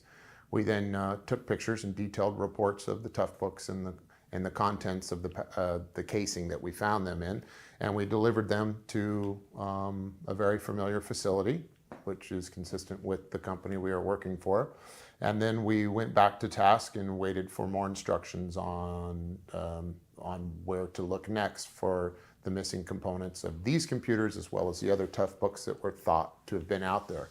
The next piece of intelligence that came through led us to a lake, a high altitude lake, and we found the hard drives in a sealed steel container 25 feet underwater. Wow. Yeah. So someone's going through a lot of effort in order to hide these things. But you can't blame them. I mean, this is worth a lot of money if you sell it to the right buyer. Yeah, depending upon what's on there. It was clear that, again, it was clear that whatever was hidden was highly sensitive to the employer of the task we were on and to whoever was in possession of these at the time they were being hidden. Yeah. At any stage, did you find yourself under threat? Yeah, so we didn't get much past that mission. We never recovered anymore. The very next time we went out, things got strange for me. And my spidey senses, my intuition was on high alert because our intel contact changed. The rhythm and style of our intel changed. I'll leave it at that. And when we deployed to the next location to begin our reconnaissance and in preparation for going to have a look around, the intelligence began to change last minute. Also, we were given a partnered air asset instead of using our own, and we took it in good faith. And as we got closer to the day in which we were going to deploy, intelligence kept changing. And so that raised my concern. We ended up going anyway, and when we got there, the HVTs were gone, and it was clear that shots had been fired, and I'm going to leave it at that. So when I got back to our home base after that, I made contact with our dispatcher, let's say, and said, we're out, we're done, and I needed space to breathe. We then deployed our own air assets, and we got the hell out of there. You felt you were in significant danger. Yeah, and I was concerned that we were being set up, we were being prepared for the one thing that we've always offered employers, and that is plausible deniability. And that we were perhaps going to be the hidden hand that gets severed. And that perhaps we were the ones who may be responsible for capturing that sensitive material on the front end. Do you think that you and your team had come under suspicion for the videos? Is it as simple as that? I think that's very likely. Or we were a suitable patsy. I do have to put one thing to you. Yeah.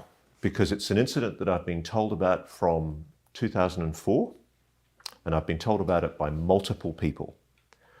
I've been told that a private aerospace company was testing one of its own vehicles, what's referred to as an alien reproduction vehicle, an ARV in the colloquialism. That vehicle crashed somewhere south of New Mexico, possibly in Mexico, and I'm told that a team from that private aerospace contractor was deployed, and while they were there, another team arrived from the US military, and they had innocently been deployed by their government to intercept what they thought was a potentially anomalous craft. And in the course of that encounter, I am told 2 men were killed. Can you comment on that incident? Yeah, there's nothing I can add to that story or comment on. If I did have something to add, or if I had knowledge of that, it would certainly be something I would expect to get squashed by Dopster. And quite possibly, if I was involved in something like that, I probably wouldn't share it for one of my other reasons, which is maintaining the privacy and quality of life of my friends and family. It's too dangerous for you to talk about, potentially. It certainly, it would be, yeah. Can you speak more broadly, without referring to that particular incident, speaking broadly about the implications from the program? Do you believe people have been hurt or killed as a result of attempts to protect the secrecy of this whole venture? Yeah, it is my understanding and belief that, unfortunately, that is true. People have been murdered. That seems to be the case. You were in a situation where what you were doing was plausibly deniable. You felt under threat. You were asking who you were working for. Who were you working for? Yeah, for the first time in my career, let me start by saying that for my entire career, both in the Air Force and as a contractor afterwards, I've been very well taken care of. I was given time off to get my head right when I needed to. I was given time to take care of my family when my wife had twins.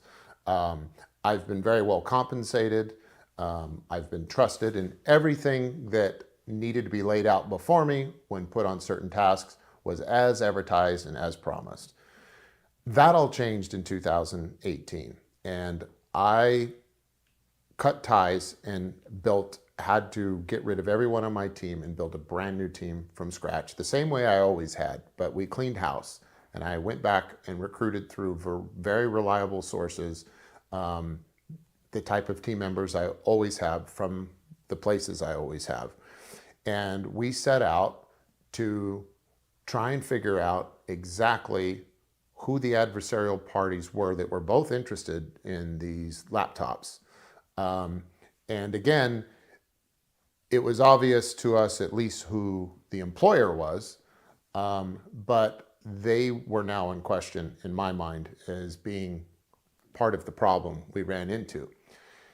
And it became clear to me after working in this world that perhaps it wasn't this company. Perhaps there was someone in mid-level management or someone completely external that was masquerading as representatives of this company, and they liked wearing their merchandise, okay? So we came up with a plan, and I decided we're not gonna ask questions down here, we're gonna go to the top. So I reached out to the director of security for the particular organization and a sister organization and set up a meeting with them and went and spoke to them directly about our operation to find out which was true, because there was only two truths in my minds. Either they were complicit or they were compromised. So either their company and their chain of command was compromised, meaning the top had no idea what was going on at the bottom, or they were complicit. This mission that we were asked to do was directed from the top down. So the question in your mind was this a rogue operation? What did you find out? Well, I found out that the people at the top claimed to know nothing about it, and they didn't want to touch it with a 10-foot pole, and they advised me to leave it alone. So this leads you to the possibility that this was a rogue operation. Somebody was tasking you to do things, dangerous things, where your life had been in danger and your team members had been in danger. This is a good example for everyone watching as to how something like this could be kept secret, because you could think of me as, again, I'm just a security and transportation specialist. Everything else I'm speaking to and that I know about, I gain just from my own knowledge and interest of being in the environment. But I speak to a lot of things that aren't necessarily my specialty. I'm on the very fingertips of this thing, which is part of why you haven't heard from me before. I operate in the shadows by design. I'm the fingertips of this thing. I have firsthand accounts of working with these craft and in these organizations. They're up here at the shoulder, like our friend David Grush has worked at a very high administrative level. He didn't know who I was. He had to find me through the process. And so there are things that the shoulder is intending to do, if we're going to use a joint analogy, that ends up being facilitated by individuals on the fingertips. There's another joint in between. That's the elbow. This is that mid-level. Something could be dramatically redesigned and repurposed at the elbow joint to where the mission of the fingertips is not consistent with the mission of the shoulder. When you confronted the head of security for that unnamed private aerospace company, what was his reaction? Was he nervous? Oh, he was nervous. I mean, it's quite unusual for you to go and knock on the door of a very, very senior person in such a huge organization. Yeah, no, he welcomed me, and this is something that we had made arrangements for. Right. But was he perhaps freaked out, frightened when you confronted him about what you told him? No, I like to think I know how to make myself come across disarming. And so he told you to forget it. We had a lovely talk, actually. It was very personable, very congenial, and he shared concerns. Maybe I would go as far as say he had more concerns than I did, and he was at a point in his career where he didn't want to deal with this anymore. He was making changes in his career to try and distance himself, if he had any knowledge at all, It was clear he's trying to distance himself from it. He didn't want to get involved, but he did provide some advice on where we should go. If you look at the inspector general function of any organization, that is certainly a place that he recommended we go, but he made it clear that there were some inspector generals that may be a better place to go than others. And is that what you did? No, I didn't do that. Why didn't you go to the Inspector General?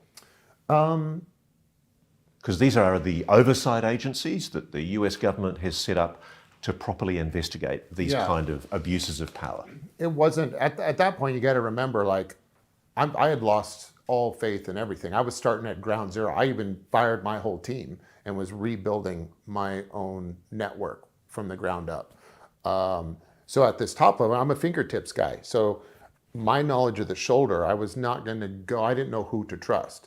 So even going to an inspector general, the expectation would be for me to just spill all. So I hadn't done my homework enough to where I felt comfortable going to an inspector general, and I wasn't sure that that was going to provide me the outcome I wanted. So what did you do? So the first thing I did is I began expanding the list of people whose opinion I was going to ask.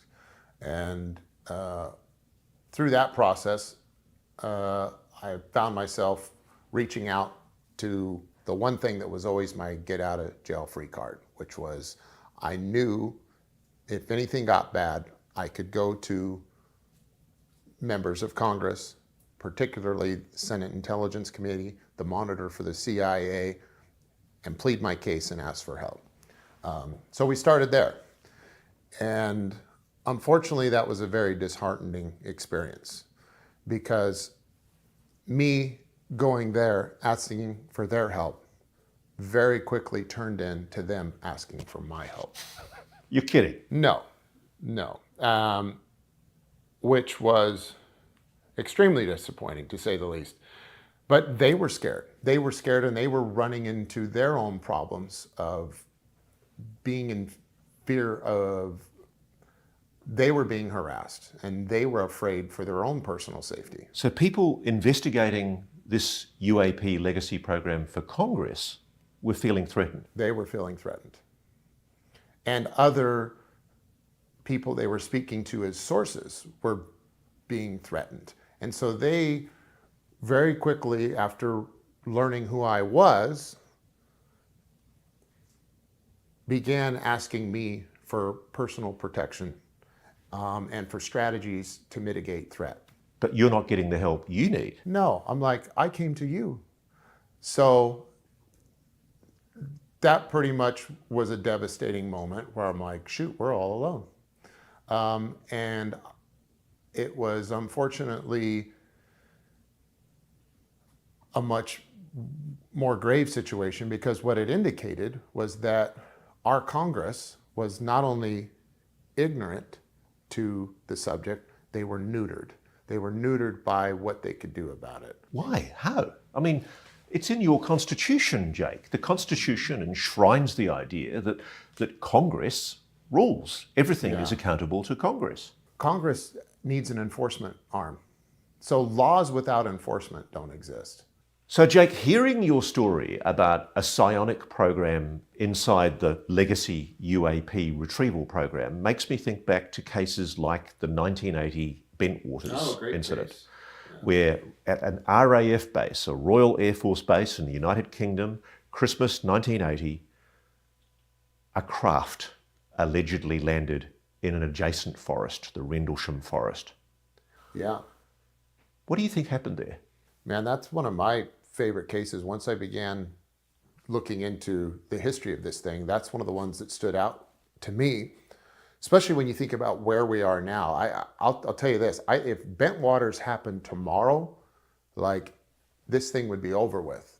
And because they couldn't conceal it. No, well, you couldn't conceal it, but it's just everything we're looking for has already happened. Like your book, for example, In Plain Sight. If you just look, it's so obvious. But that one case has everything we need. And I don't know how anyone can say there's no evidence of extraterrestrial, and maybe they're hanging their hat on that's why we have non-human intelligence. Maybe they're trying to hang their hat on this one little narrow place they can slip through, which is things are not from outside the planet. I don't know how they're doing that. But whatever the case, what went on at Bentwaters has everything we need. It has firsthand experiencers, people that have made physical contact with the craft, the most reputable people in the Air Force at that time, working on a nuclear facility. OSI shows up immediately. The Office of Special Investigation. The Office of Special Investigation. And that's gets a U.S. involved. Air Force office. Yes, people are sworn to secrecy. It happened on multiple occasions. There's multiple sensor data that goes with the first-hand witness testimony. What do you speculate brought that craft down? Well, I'm certainly speculating, but after my experience, I think what may have happened in that case is it may have been a craft that was attracted to a psionic asset or was being operated by a psion. If that craft was ours and it was being operated psionically, there's this thing called link loss. Link loss it's a common phrase used with drone operation. Drones are, or UAVs as we call them, unmanned aerial vehicles, or UAS, they're also called that, unmanned aerial systems, are operated remotely. In the off chance that there's a disconnect between the operating system or the transmitting side and the receiving side within these craft, it's called a link loss. And when that happens, our man-made systems are designed to RTB, or return to base, or they can go to designated landing sites in a link loss. So that same system would be deployed, because commonly what happens with a psionic asset who is using a form of intuition and consciousness to connect with a craft, there's a disconnect, we call it, which is like link loss.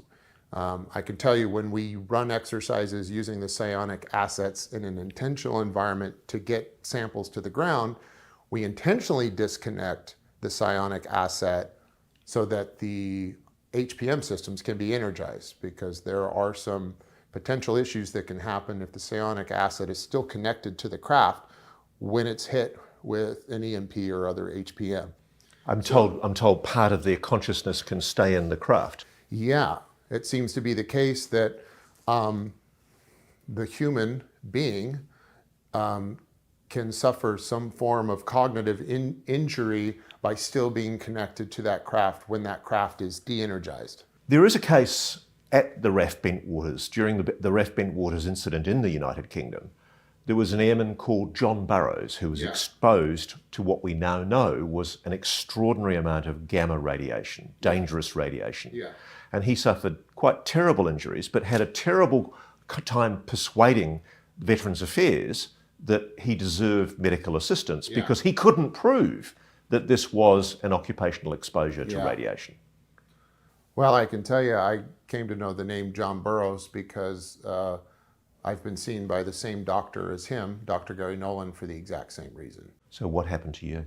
We're not quite sure, but the first time I got exposed to what, in hindsight, is obviously a radiation exposure of some kind, is we were transporting HVTs. High-value targets. High-value target, which are, at this time, was a large sealed container.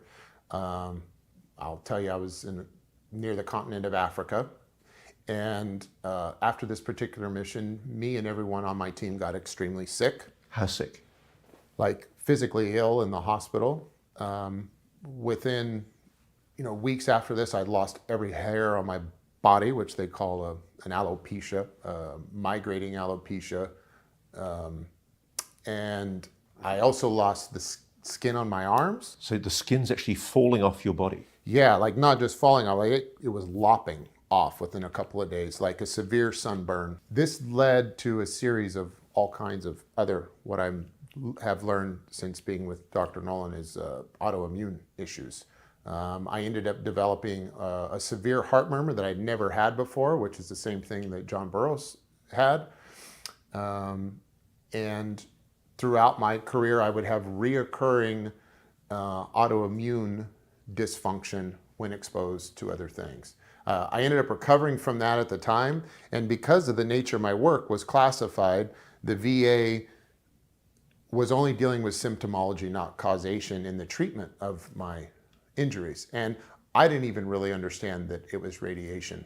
So were you treated for radiation poisoning? No, I was not. Are you being now? No, I'm not being treated now for radiation poisoning. But you're being investigated for what sounds like a radiation exposure. Yeah, because I had other occurrences later in my career after 9/11 when I left my enlisted capacity and went to work as a contractor. I've had other episodes where I've had other illnesses, and I've lost the hair on my body and patched out several times. And to me, I don't know if my fear is that there's something permanently broken that might show up in the form of cancer or God knows what later in life. And we're going to be way behind in trying to figure out how to deal with it. So I did leave the service with a service-connected disability through the VA, and so I'm getting treatment through the Palo Alto VA under the supervision of Dr. Gary Nolan right now, and he's dedicating his expertise and his clout to get me the best treatment I can get. Now, Professor Gary Nolan is one of the world's top immunologists, hugely respected scientist who has, as I understand it, he's spoken publicly that he's been involved in a program for an intelligence agency investigating Havana syndrome. Yes. So does it give you some comfort that you're now getting the medical help that you should have got all those years ago? Hell yeah, it does. And plus, he's got the best bedside manner I've ever experienced. So. But clearly, because of the covert nature of the job you were doing, you weren't told what you'd been exposed to, were you? No. We transported what we called mystery boxes all the time. I have no idea. It could have been empty. It probably wasn't empty, but we don't know what was inside the boxes. And what were you told if somebody tried to seize that box? What was I told? No, what were your orders? We maintained the authority to use lethal force if anyone tried to seize those boxes. So whatever that box was, it was extremely valuable to the correct. US government. That's correct.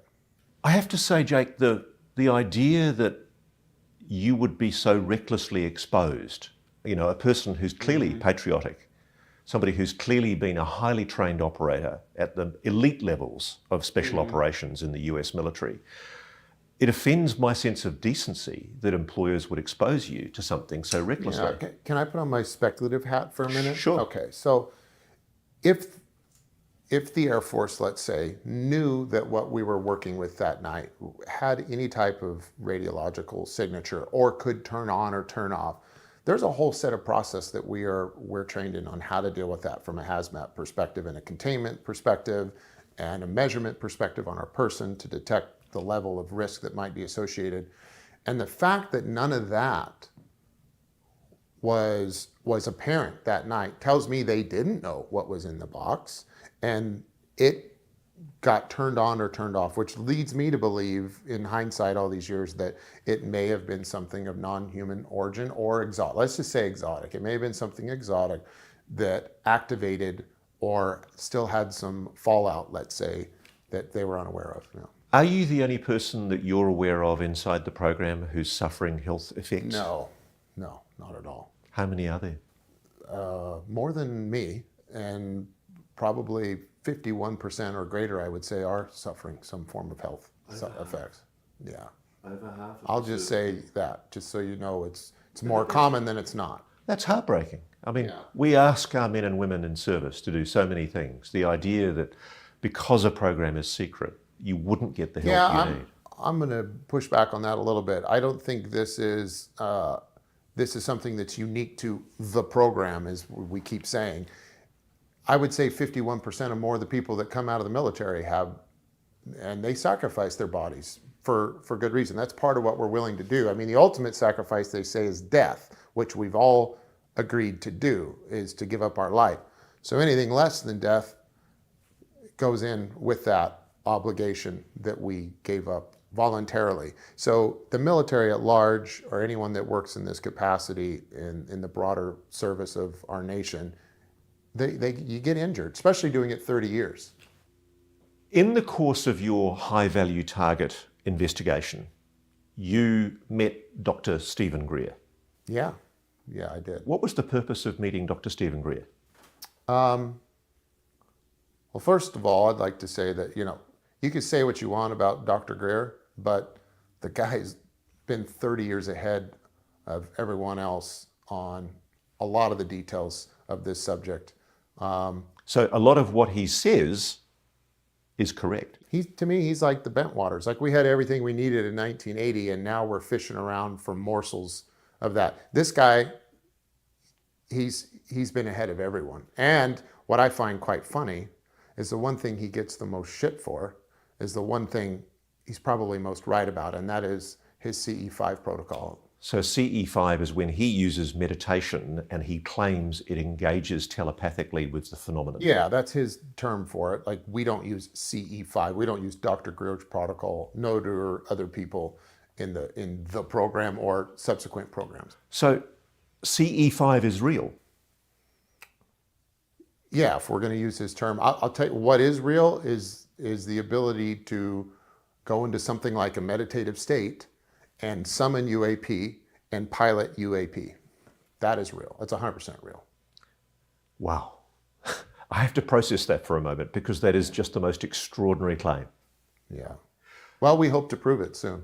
On what basis did you approach Dr. Greer? My understanding was that whoever was in illegal possession of these HVTs may have the intention to expose that sensitive material as a whistleblower. You were concerned he might take it to Dr. Greer? Yeah, I was still working in my official capacity of protecting the sensitive data that was on these HVTs. That was my job at the time. So Dr. Greer was scheduling a whistleblower conference in DC and was holding a large event at the press club in Washington, DC. And so we reached out to him. One of my teammates made a bump with him in the Virginia area and shared with him some information to pique his curiosity and to also bona fide ourselves as someone he should maybe consider listening to. And we set up a meeting, and I explained to him up front what our intentions were, that we believed that there were whistleblowers that might come forward with something that is sensitive and it may not be appropriate to disclose. And I asked to be put in a position of authority with him where I could vet his whistleblowers. So we offered our service to help vet whistleblowers at the time, thinking our guys, whoever had these HVTs, might show up with the contents. Did they? Nope, they never did. But it was on this trip that what was interesting at the time is we were contemplating our own whistleblower path forward. Because of what had happened? Because of what had happened. It was happening at this time. And so what surprised me is during this event, a young Marine named Michael Herrera came forward with a very particular story and spoke of a particular operation that we were aware was taking place. Or operations like it, let's say, were going on. And I saw this young guy get up there, and it just spoke to me. Call it my intuition that was blessed. I was blessed with that night. I made contact with non-human intelligence for the first time, but my intuition was on high alert that night. And when he spoke, I knew what he was saying was true, and no one else was believing him. And he was wrong about a few key things that he was speculating on. And so I made the decision after he spoke to go to Dr. Greer and ask to speak with him privately. So let me summarize very quickly what Michael Herrera alleged. He was on a relief mission in Sumatra, Indonesia. They were deployed, he and his small patrol, to a particular area, and they were helping find people who needed help. Yeah. In the course of that patrol, they were carrying weapons. That's something that's been vigorously disputed by some of his colleagues, but he's adamant that he was carrying weapons. And they stumbled across a craft, a gigantic craft, many meters wide, hovering in the air. And below that craft, there was a platform with trucks, Ford 150s, and there were containers that he described. That pushed buttons with you, what he described, didn't he? He told the Greer Disclosure Conference, which was in 2023, that the paramilitaries pointed their weapons and threatened to kill the Marines, that they were American, they took their guns off them, and they basically threatened that they were going to be killed. Yeah, that's exactly what he talked about. Basically, they were told, eventually they were released, they were told to walk away, their weapons were unchambered, there were no rounds in the weapons, and they were told to walk away. They allowed them to leave, but they were told not to look back. Yeah, I can't speak to all that, and let me be clear. That is not the type of group I would ever volunteer to be a part of, but I know that there are guys like that out there that get shopped out and become part of these programs. The particular part that struck me were two things. One, the description of his craft. Although the size was enormous, I have no experience with a craft that size, but the craft he designed was precisely the same craft that we had come in contact with in our operations within the United States, and that is, it was a disc with the 8-gun construction when viewed from above. The other thing was he spoke of the containers, and his initial speculation was that they must have been moving drugs because they had something on the top that looked like some form of HVAC system of some kind. And I knew right away those were the same type of containers we use for the PSI team when they're operating and being transported.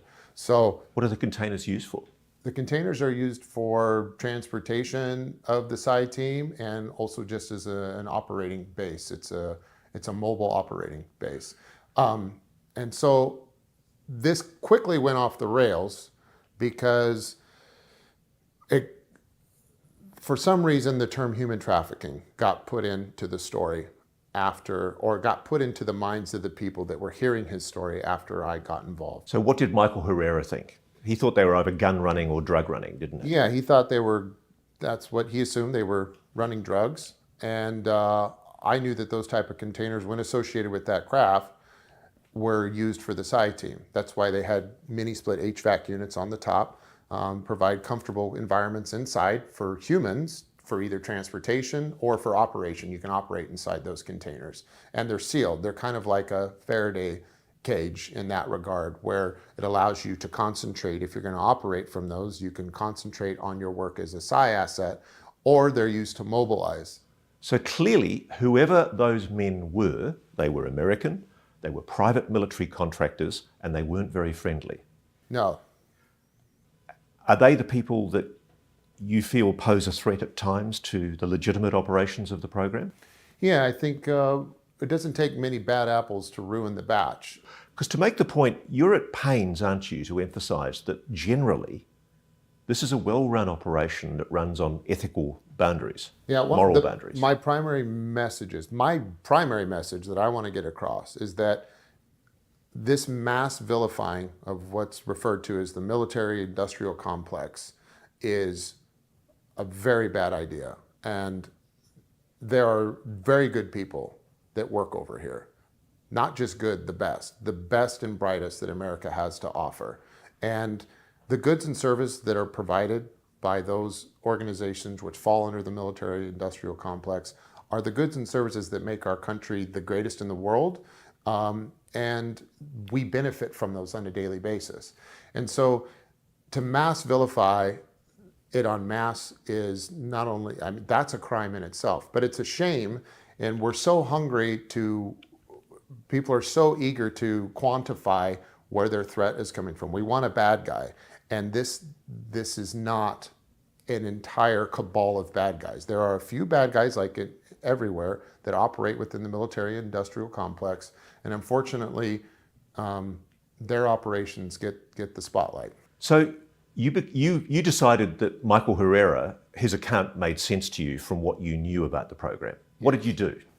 I told him what I believed was going on, and that I knew that there were operations going on OCONUS in third world countries to recruit and train psionic assets and whether or not this was an opportunity to recruit or provide job opportunities to new people, or he stumbled upon an operation in which they were currently being deployed and maybe they had to evacuate themselves from that area because of the natural disaster. Who knows? But that's all speculation. There's two implications that come out of that. Firstly, we're recruiting psionics from Indonesia, a foreign country. Yeah. Are those people given, are they voluntarily going? Are they? Yeah, it's my understanding they're very well taken care of. You have to think, and this is where the human trafficking idea was a very unfortunate turn in Michael's story, especially after my involvement with it, because now, oh great, now we got this guy that is at least somewhat indirectly informed that there's a human trafficking operation. And when we talk about human trafficking, we think of sex trade and all kinds of other things. And this is not it at all. It is my understanding that the programs that are conducted to recruit psionic assets in third world countries, these people come willingly. And if you were to go down there and try and liberate them with any type of, liberation army, you would be liberating people that don't want to be liberated. They get very well taken care of. They get fed.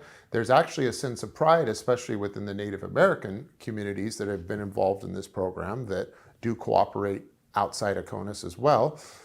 There's a sense of pride with this skill and ability. And so, again, this is another example of, it's almost like we want there to be darkness in this area. And there is not darkness. And I'll tell you, by nature of my experience, as I shared, non-human intelligence itself does not operate that way.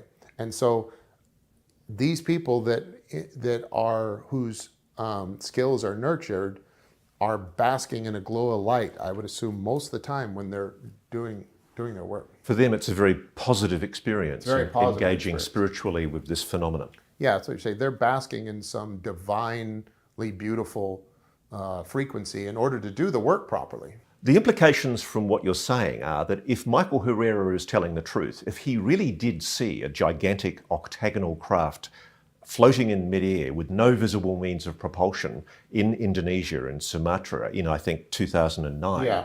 it suggests that a private military contractor working for an aerospace company was operating some kind of reverse engineered vehicle. Yeah, it's certainly possible, I would say, especially based on what I saw. I dealt with a much smaller version of an octagonal saucer. This was a bigger one. I could certainly see that being possible. Can you answer me this question? Have you seen any alien reproduction vehicles, any replica vehicles made from non-human technology? I honestly can't tell you with certainty once we get into the space. I can tell you what I know has been human, what has been non-human. When it gets into the hybrids, I just don't know. Can you tell me how many retrievals you've been involved in? No. That's a classified thing. Yes. Can you tell me, were the remaining, I think, 4 hard disks ever recovered? The 4 tough books, to my knowledge, no. We stopped at 2. So there are still 4 hard disks containing potentially incriminating material at large somewhere. Or somebody else was hired and they recovered them. Is it a question mark in your mind that maybe it was a foreign adversary power that was trying to procure this incredibly sensitive Yeah, evidence? that's certainly possible. Was there a name for the psionics? Was there a term that you used for them? There's a term we used, Which is what? P3 program. Why the P3? There's 3 Ps. It's the psionic predisposition potential. P3. Yeah. Now, that's not an official program name that you'll find anywhere. That's why I'm able to say that. From your understanding of the kind of people, obviously, who were capable of psionic ability, obviously there's people of Native American background, people from third world countries that are deeply spiritual, that appear to have this capacity to engage with the phenomenon. Was there any other group that was especially susceptible to being able to engage with this technology? Yeah, kids. Children. It's been suggested to me that left-handed gay men are particularly good at it. Yeah, that certainly seems to be the case, that there is a larger distribution of the predisposition amongst children and gay men.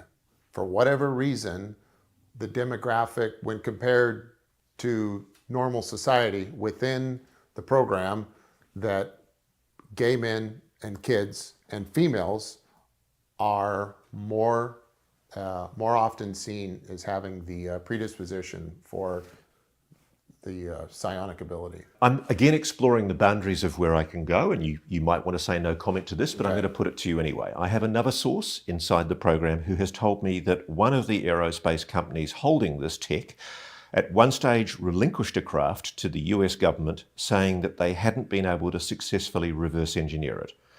And it has been put to me that this was a lie and that they have in fact got a fully flying, intact, reverse engineered craft. I've heard the very same thing from a very reputable source. So I would believe that's true.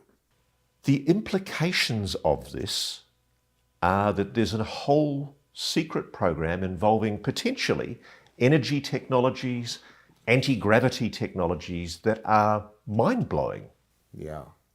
It's fun, isn't it? It is fun. Yeah. I mean, I guess the message that I'm getting from you is one of kind of optimism. Yeah. I'm very pleased to be at a place where this is becoming fun again. You know, when I started this journey 30 years ago, and a 17-year-old kid, as I shared with you, my intentions were very simple and clear. I wanted to jump out of airplanes, kill bad guys, and make my grandparents proud. Somewhere along the way, things got very confusing and very complex. We're now at a point where things are very simple for me again, and I see clearly what I want to do with the rest of my life. And I have my why, and fortunately, because of my experience, I have the how, I have the capability. And we, over the last 2 years, while we've been hiding out, we've been working to find a way to bring this operation out of the shadows and into an open environment where we could build a public-private partnership with full transparency and explore all of these things that have been explored in secret in a way that we can start from scratch. But we may be 60, 70 years behind what everyone calls the legacy program, but I'm telling you, we're going to catch up very quickly. And the reason it's going to work is because we have all of the people like me that have been working there. I call it the League of Extraordinary Gentlemen, but we have been recruiting guys from within the program and women and those who are associated with the program in a very open way, and have formed and are forming a new team in coordination with government agencies. The two we would want the most coordination with are coming on board with us. And we also have the funding through venture capital. Can you name those agencies? Not at this time, but I hope to very soon. You know, we have some really important meetings next week, and I hope that after that time, I'm going to need to ask permission out of just good faith with those folks to see how much they want to be involved. I guess a lot of people watching this might be worried that you're getting sucked into, say, an intelligence agency or a military agency that is going to try and shut you down. Yeah, well, or it could be where we're just the legacy program 2.0, and this all goes underground again. I'm giving you my promise right now. Our organization is called Skywatcher. We are part of what has been defined as the Explorers Club, and it is full of people who have the best intentions in mind, and there's going to be accountability with there. There's not going to be transparency. And I know that sounds like a lot coming, or sounds like could be a load coming from a guy like me with my background, but you know, I'm not going to be able to prove it to you in this conversation, but I'll say pay attention, and I'll paraphrase a quote from the book of Matthew and say, you will know them by their fruits. So stand by and judge us for our fruits. You've been really touched, haven't you, by this experience? It's touched you spiritually. Yes, it has. There was a gathering at Esalen, Okay. and a lot of very high net worth individuals who were interested in suppression of non-human intelligence attended. What happened? I think something epic happened. I think something happened that, if it was fully documented and understood, would go in the history books. I had a feeling last week that that was historical. It felt absolutely historic. What you had was a combination of the world's leading, like most frontier scientists. You had people that were top experts in all their fields. And then you had a variety of fields that was outrageous. We had neurosurgeons, doctors in neurosurgery. We had physicists. We had high net worth individuals in the billions that were extremely open-minded and had a frontier attitude towards all this. We had mystics. We had psychic kids. We had children from Germany that could harness and actually showcase their ability to perform telekinesis, their ability to psychically see things with their mind, and were able to prove that to all of us. We also deployed some of our psionic assets that we've used and are part of our new team with Skywatcher, and we summoned UAP. We had the UAP come and fly around and visit and hang out with us and take off. And I have to say, I saw it too. Yeah. And it was profound. It's a spiritual experience, and what you're trying to do now is replicate in the private sphere what's being suppressed in the public sphere. Yeah, we're not looking back. We can leave the bad actors of the past, we can leave them with their lies. We have no need for that. We're looking forward.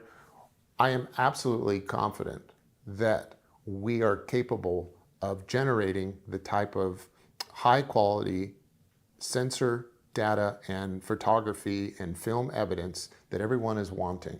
I'm also confident that if we continue on the path with our government agencies, that we're going to get a craft, we're going to get material in hand. I know it's possible, it's just a matter of working out the logistics. But I'm just exploring this with you. The implications are that there's one part of the black world of the US government that is being hidden from Congress, hidden from some presidents I know, Yeah. working on retrieved alien, non-human technology. Yeah. It's being kept from the knowledge of the American public. And yet they're being funded with taxpayer dollars, billions of taxpayers' dollars, if you believe it. Yeah. What do you think of that? Well, it doesn't sound right, does it? But you could probably tell that same story around a number of other things that have nothing to do with aliens. And unfortunately, that's the government and the world we live in. But the exciting thing is, the thing I find breathtaking from what you're saying is, you're saying, as somebody who's come from that black world, Yeah. screw the secrecy. I'm going to say it a little differently. The monopoly the U.S. government has on the subject matter is not respected by the non-human intelligent spirits. Again, the skies are not classified and your conscience cannot be redacted. And ultimately, why I feel safe and why I feel optimistic about the future is I know that the NHI is guiding us that way. Can you explain how it is that you're not authorised to do this interview, but you ended up applying for a DOPSA?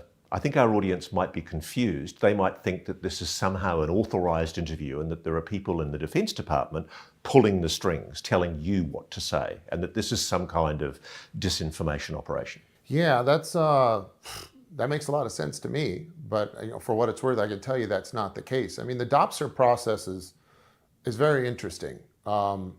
It's way more casual, especially on the onset, than you might think. When you take into account the ramifications for violating the mandates that come out of it and the subject matter that it's supposedly protecting. But, they get put in a really tough spot. And this is part of something we aimed to take advantage of, I guess you could say, by interrogating the DOPSA system. One of the things I haven't shared yet is in our effort to find out who we were looking for, one of the ways we came up with on how to do that was to query for who might want to redact statements we intended to go public with through DOPSA. So you filed, I think, a fictionalised account of some of your experiences to DOPSA. Yeah, so any author or anybody that's going to be contributing to an author to put something in writing or to share it orally like this, has to go through the DOPSR process. If you ever held a security clearance working for a government agency in the subject matter that you are intending to go public on. So right off the bat, there's a tell right there. The fact that I had to go through DOPSR tells you I had a security clearance on the subject matter right there. So there's their first failure of poker face. And that's exactly what we set out to exploit. And so we came up with a reconnaissance mission. The reconnaissance mission looked like this. We were going to write a detailed manuscript as fiction through a ghostwriter. When we completed that, it was about a 120,000 word manuscript. We broke that manuscript into actual sections that we called episodes because DOPSR wants you to complete or submit the entire document. We submitted our first 20,000 words, our first 10,000 words, which was 20 pages. And within that first chunk of information, we included 4 types of information. And that information's purpose, again, was to inform us as to what they considered sensitive and the SMEs, which stands for subject matter experts, that they were outsourcing the information to. Because what they do in the DOPSR process is they send it out to all of the agencies that might be affected by you going public on something, Yes. even in a fictionalized manuscript. Yeah. And they say to them, is there anything in here that needs to be redacted to protect national security? That's correct. And it could be, you could present it to them as fact or fiction. It doesn't matter the context. But more importantly, if it's protecting national security and it's redacted, it has to be a legally authorized program, doesn't it? Yes, it does. So this is what we use to set up our 4 categories of information that I want to get through with you. Category 1, we included in that manuscript information we knew was classified, that we were privy to. And we knew that was patently classified on a very high level. Information category number 2 was information that was classified, but we knew only existed within the hearts and minds of the operators that were at the fingertips of that operation. Information category number 3 was information that was classified, but you may be surprised to learn was already in the public domain and open source.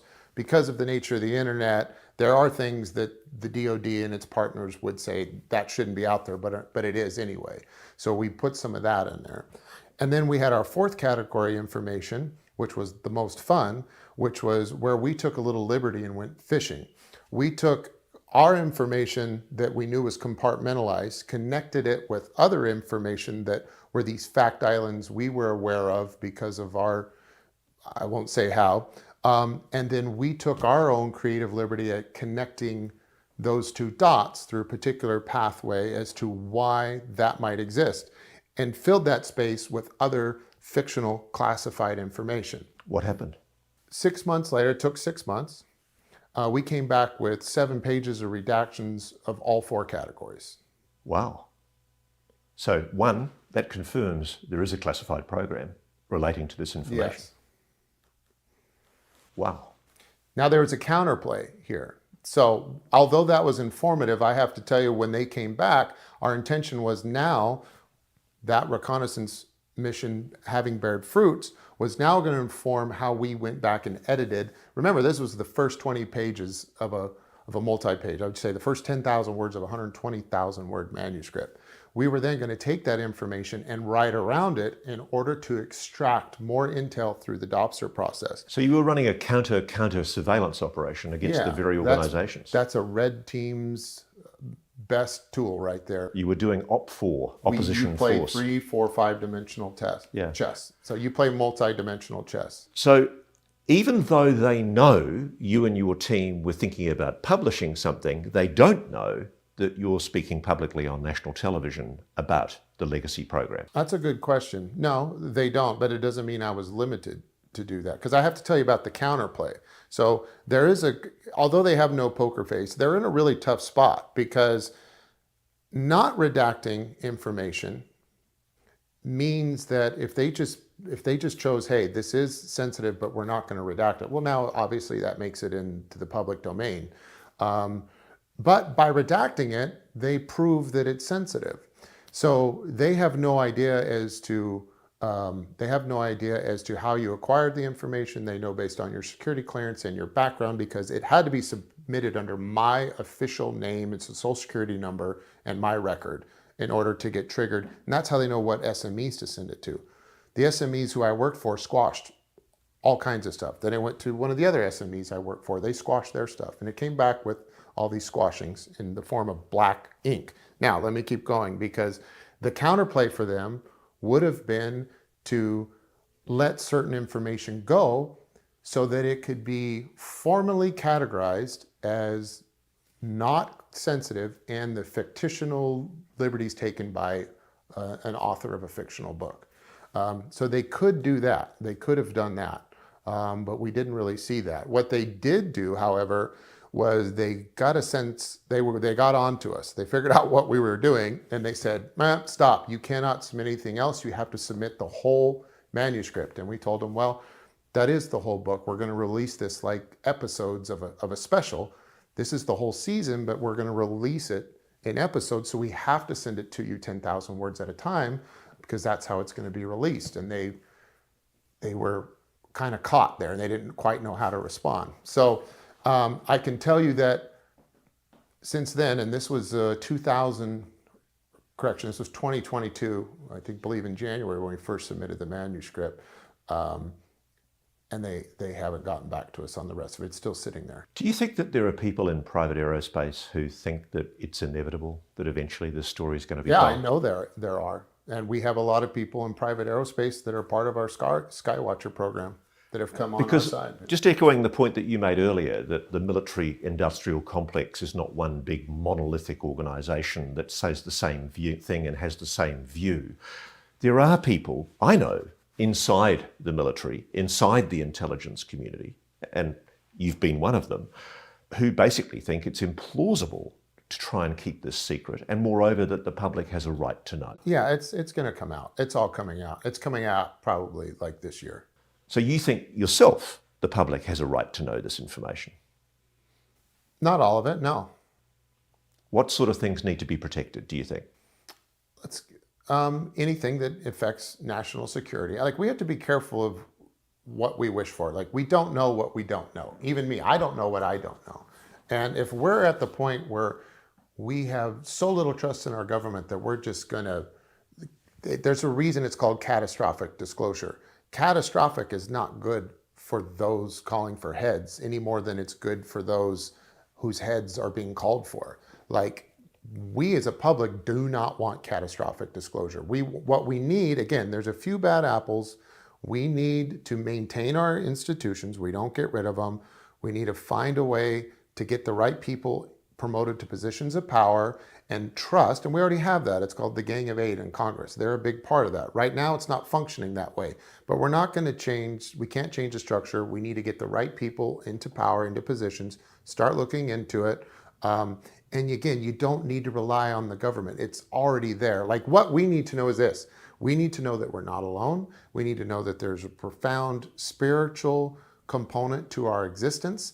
And that's just for the sake of our own fellowship as creatures sharing this planet. But also there's an extreme amount of utility in our ability that has been suppressed forever. So if we could learn how to use that, and also for those that are keeping the secrets, keeping it secret is a bad way to try and study something. We need an open source. We need all hands on deck, all brains on deck, all consciousness on deck in order to find out how we can exploit this in the best of ways in order to come up with things like zero-point energy, let's say. Until we do so, we're going to be stuck with the same problem we have been for all the civilization, and that's battling for limited resources.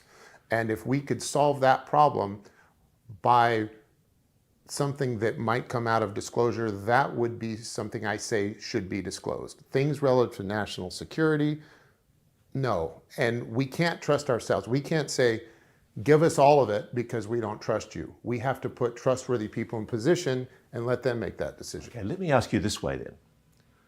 Do you think the public have the right to know that we are not alone. Yes, I'll say yes to that. And the thing I find shocking, though, is that the most beautiful thing that you've described to me, the most exciting thing, is what I think our audience is going to have the biggest trouble with, is believing the idea that human beings have the capacity to do things with their minds that have been suppressed. Yeah. I just kind of smile because that makes it more entertaining for me, because they're going to be shocked. But you know what? I don't think that's necessarily the case. I think there's more people that believe it. They're just not talking about it. And I can tell you for a fact, even within our world of hardened operators at the highest level, guys that are still in, behind closed doors, we all know it's true, and we have the most emotional talks, like we're part of Oprah's book club. I mean, it's true. And right now we're in a moment where the truth is being obfuscated and twisted. But the truth, I'll tell you, is our weapon.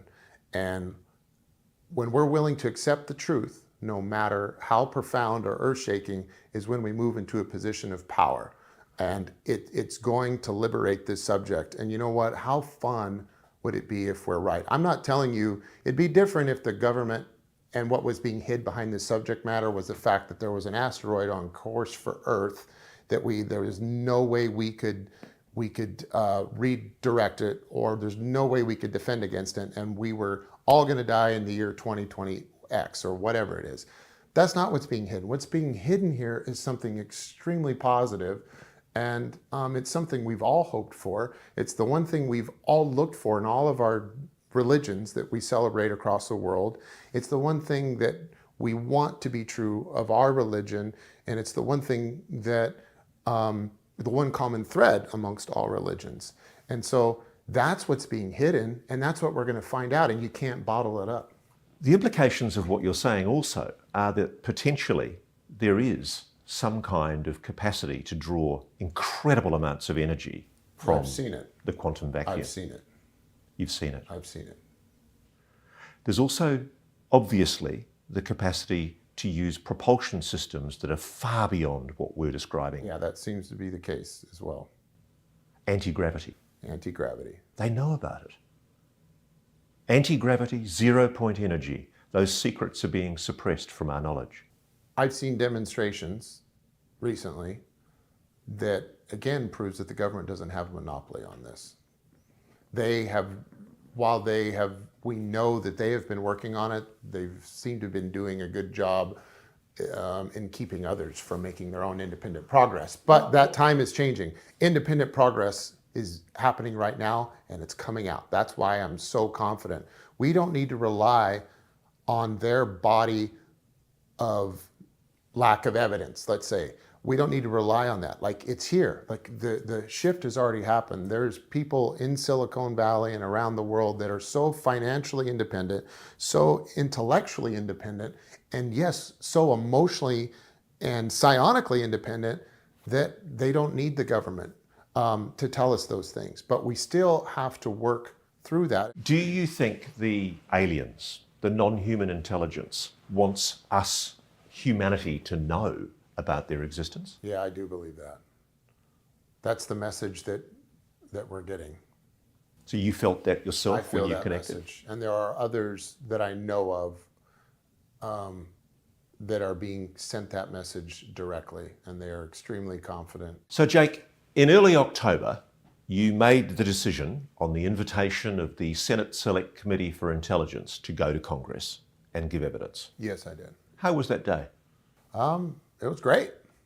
It was nice to finally get it done, and it seemed like by the time I went, I held out so long that by the time I got there, there were a lot of people had already done the heavy lifting, like Dave and others, and so Dave they were like, "Okay, we know we don't know, and we know that we haven't proven to be the most." They know that they can't offer whistleblowers the protection we know they need, which was my primary objection the entire time, is that they offer protection, they have no way of providing it. They've got no enforcement power. They've got no enforcement. They can't protect me. And so things had certainly changed. What was the reception in the room? What kind of comments did you hear? Well, for the most part, it was fantastic. There was 8 or 9 people. I'm not going to say versus me, but it was a 1v9 situation where it was me in there, and then I had at times 7 to 10 people. A few had to come and go because we went for 4.5 hours, but it was all ears. It was listening. David Grush and Commander David Fravor gave evidence to the Congress along with Ryan Graves. The two F-18 pilots sat with David Grush and gave evidence to the Congress last year under oath. And they insisted on doing it under oath to emphasise the veracity, the truthfulness of what they were saying. If you were asked, would you be prepared to do the same? 100%. And I told them that. I told Congress that during our time in the SCIF. Yeah.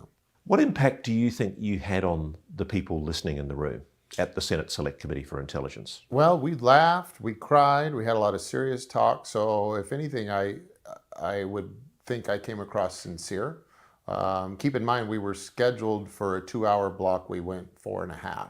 So they were definitely engaged. They seemed like they were sincere in their effort to find out what's going on. Why hasn't somebody like you with first-hand knowledge of the program come forward so definitively before? That's a good question, and that's what I kept waiting for, more to come forward.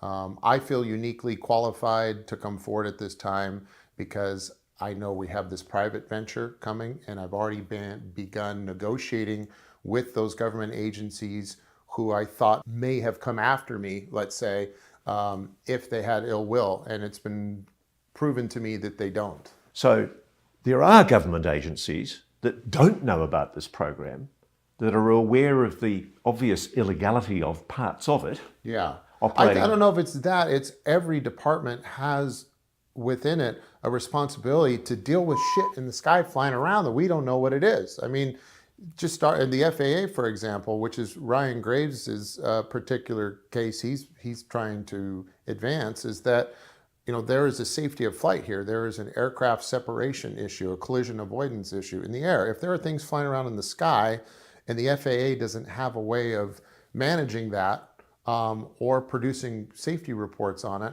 we've got a big problem, and the problem gets much bigger from there. And so while we like to speak of the government as the government, it is not one big cohesive machine that works together. And so every department, like the FBI, like Department of Homeland Security, like Border Patrol, Department of Defense, they have their own niche responsibilities in order to make sure things in the sky aren't our adversaries, aren't carrying payloads, aren't causing safety of flight issue, and they also have a responsibility to figure out whether or not aliens are visiting the planet. And you think they are? Yeah, I do. So the truth is out? The truth has been out for a long time. What would you like to see happen? Like, what's your dream? You've seen this technology. Yeah. You felt the sincerity of the intelligence that you were engaging with. What would you dream of? What's your aspiration for the future? You know what would be really cool? Is to be driving down the highway, look up and see a billboard advertisement for the United States Air Force, recruiting kids into a career field for UAP research and study, for psionic exploration, for piloting technology to other galaxies. Like, that would tell me we've arrived and we are at a place where clearly the public and the government are working together. Because the suppression of this secret, it's not just suppressing technology and weapons, which I can, as much as I don't like the idea of it, I can understand why somebody might have made the decision to do that. It's suppressing spiritual knowledge that you think the public's got a right to know. Well, and here's where I would say we need to respect the fact that we don't know what we don't know. Imagine weaponizing consciousness. We don't think of, in this story we're telling, we're assuming consciousness is the good, benevolent, harmless thing that should be disclosed, everything we've researched and understood. Imagine if it is the case that consciousness could be weaponized and that people like the President of the United States could be under mind control. That's a huge problem. And imagine if someone could independently develop. We already see this problem with drones. We are so out of control with the drone issue that drones can fly around with a payload and cause mass casualties because we don't have it under control. The FAA doesn't. We just, unfortunately, we don't have the CFRs, the Code of Federal Regulations, and the people hired to deal with something like drones. Imagine if we had to manage and police the malevolent use or the weaponization of consciousness. That could be a really big problem. Have you done any operations yourself, retrievals, or operations involving the Legacy program in Arizona? No. Have you seen the rubber duck video, which was shot by Border Patrol from a surveillance plane over parts of the Arizona desert? Yes. Do you know anything about that object? I don't know anything about it. Are you aware of any underground bases? Yes. Have you visited any? Yes. So they exist? They do. Can you tell me any more? No, Ross. You can't blame me for trying. No. I don't blame you. Do you know anything about the Phoenix Lights incident? I'm familiar with that story. I remember hearing about it when I was a kid and going, oh, that's interesting, but not believing it. But now knowing what I know, it seems very clear to me that that was a legitimate non-human intelligence that had flown some sort of craft over Phoenix. Which raises the question, all over the United States right now, US Air Force bases are being buzzed by what they call drones. Yeah. And funnily enough, nobody's seen one of these and been able to recover one because so-called electromagnetic pulse weapons don't work on these objects, whatever they are. Not all UAP respond to the same weapon systems. It raises the question, is the phenomenon making itself more overt, do you think? Is it trying to wake us up? It certainly is to me, in my experience, but it's hard to say. I don't know how to look at that from a completely objective. I don't know how much it's shown itself over the decades and centuries. Because a lot of people watching this, sad to say, you're pushing them up against a barrier of doubt, indecision, stigma and taboo that's been attached to this subject for 80 years. A lot of people aren't going to believe this. What do you say to those people? I'm not here to make anyone believe anything. It's exhausting. Like either you're going to get it or you're not going to get it. Like in our own capacity, we've operated Skywatcher already. Me and my team on the very first outing summoned a white egg in broad daylight. And while I have pictures of it, I'm happy to share with you. We calculated this object to be traveling, depending upon the slant range distance, anywhere between 3,000 and 11,000 miles per hour based on the size. We're still analyzing the data we collected from the range. And we're happy to show that to you. And so what else could that be? There's this other way of looking at this. Like we can put all this information before you and you could say, it's not this, it's not this, it's not this. We're at a point now where the amount of information is so overwhelming, the probability that any alternate explanation for its existence is there is so much less than the probability that what I'm telling you is exactly what is going on. You want this investigated, don't you? Yeah, I want to do the investigating. That's what we're doing. I want to investigate. But would you quite like to see, as a result of this story, would you like to see yourself questioned and held to account for evidence and tested, your allegations? Yeah, we have an opportunity right now to work with the U.S. government and as a private partner.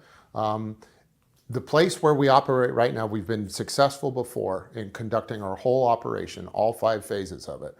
The U.S. government has shown an interest. They know we're capable. They know what we've pulled out of the sky. It's consistent with the egg and everything else I've told you about. And what they're offering to do now is give us exclusive use access to facilities because they don't know what's going on. Departments, there are departments within the broader branches of the 3-letter agencies that aren't being read into what other sections are. So they want us to help, and because we're one of the few groups of people that have experience, and we provide them a path to redemption. So there's a real message here from you of incredible optimism about what this could represent. Yeah, this is why I know disclosure is coming, and guess what? It's going to come out in the most beautiful way. I believe the United States government in the next 12 months is going to use me and my team as a peaceful, non-judgmental path forward to disclosure. They're going to help us conduct our operations and gather evidence in order to present this subject matter to the public so that these questions can be answered once and for all. And all the questions. I'm talking about, what do the craft look like? How do they operate? Who is operating them? How are they being operated? And where are they coming from? We should be able to answer those questions probably entirely in the next 12 months. Can I put to you, there is a dark state. There are people who don't have good intentions, who want this secret to remain suppressed, aren't there? It seems that way, yeah. Are they going to win? No, they're not going to win. They're not going to win. We've passed a tipping point. They're, like I said, when you're talking about these people, they aren't organized. You become a dark person by being filled with more vice than virtue. Virtuous people win. People full of vice, they lose. And they're dividing amongst themselves. They're on a sinking ship. All of the good people that are in these organizations realize they're in a position they need to make a decision as to which side they're on. And despite having all this leverage and threat that they have that's being held against them, they're making the decision to move forward. Are there people inside the program who you know will come forward when you speak up? Yes. I know I'm going to serve as a huge catalyst, and that's going to be an exciting day. The things I'm talking about are going to be, Dave did a great job of paving a path. I'm going to come along and try and improve upon that path and widen the road. I expect the next the next groups of folks that are going to be coming down this path are going to blow it wide open. Yeah. Do you worry for your safety, for your family's safety? No, I don't. I think I'm being protected, believe it or not, by the NHI. And also, I don't put up with harassment. I don't believe in the boogeyman. I am the boogeyman. You know how to help yourself. Yes. Yep. So if somebody comes after you, they'd better watch out. It'd probably be the worst decision they ever made in their life. I intend to make it that way. Clearly, at the heart of all of this, there's been an 80-year cover-up where we've all, outside in the normal world, been told that this is nonsense. Aliens aren't real. Telepathy is nonsense. How do you deal with that? How do we reverse decades of stigma and taboo? You inform yourself. Why are we relying on these people that have been keeping the secrets to let us in on the secret? Why don't we make their secrets obsolete by capturing the evidence ourselves and becoming all firsthand experiencers of the phenomenon and the technology? Because that's possible. And from what you're saying, Jake Barber, that's a beautiful experience. Yeah, it was the most beautiful experience I've had in my life. Would you like to see your kids one day doing that work? My kids already are, believe it or not.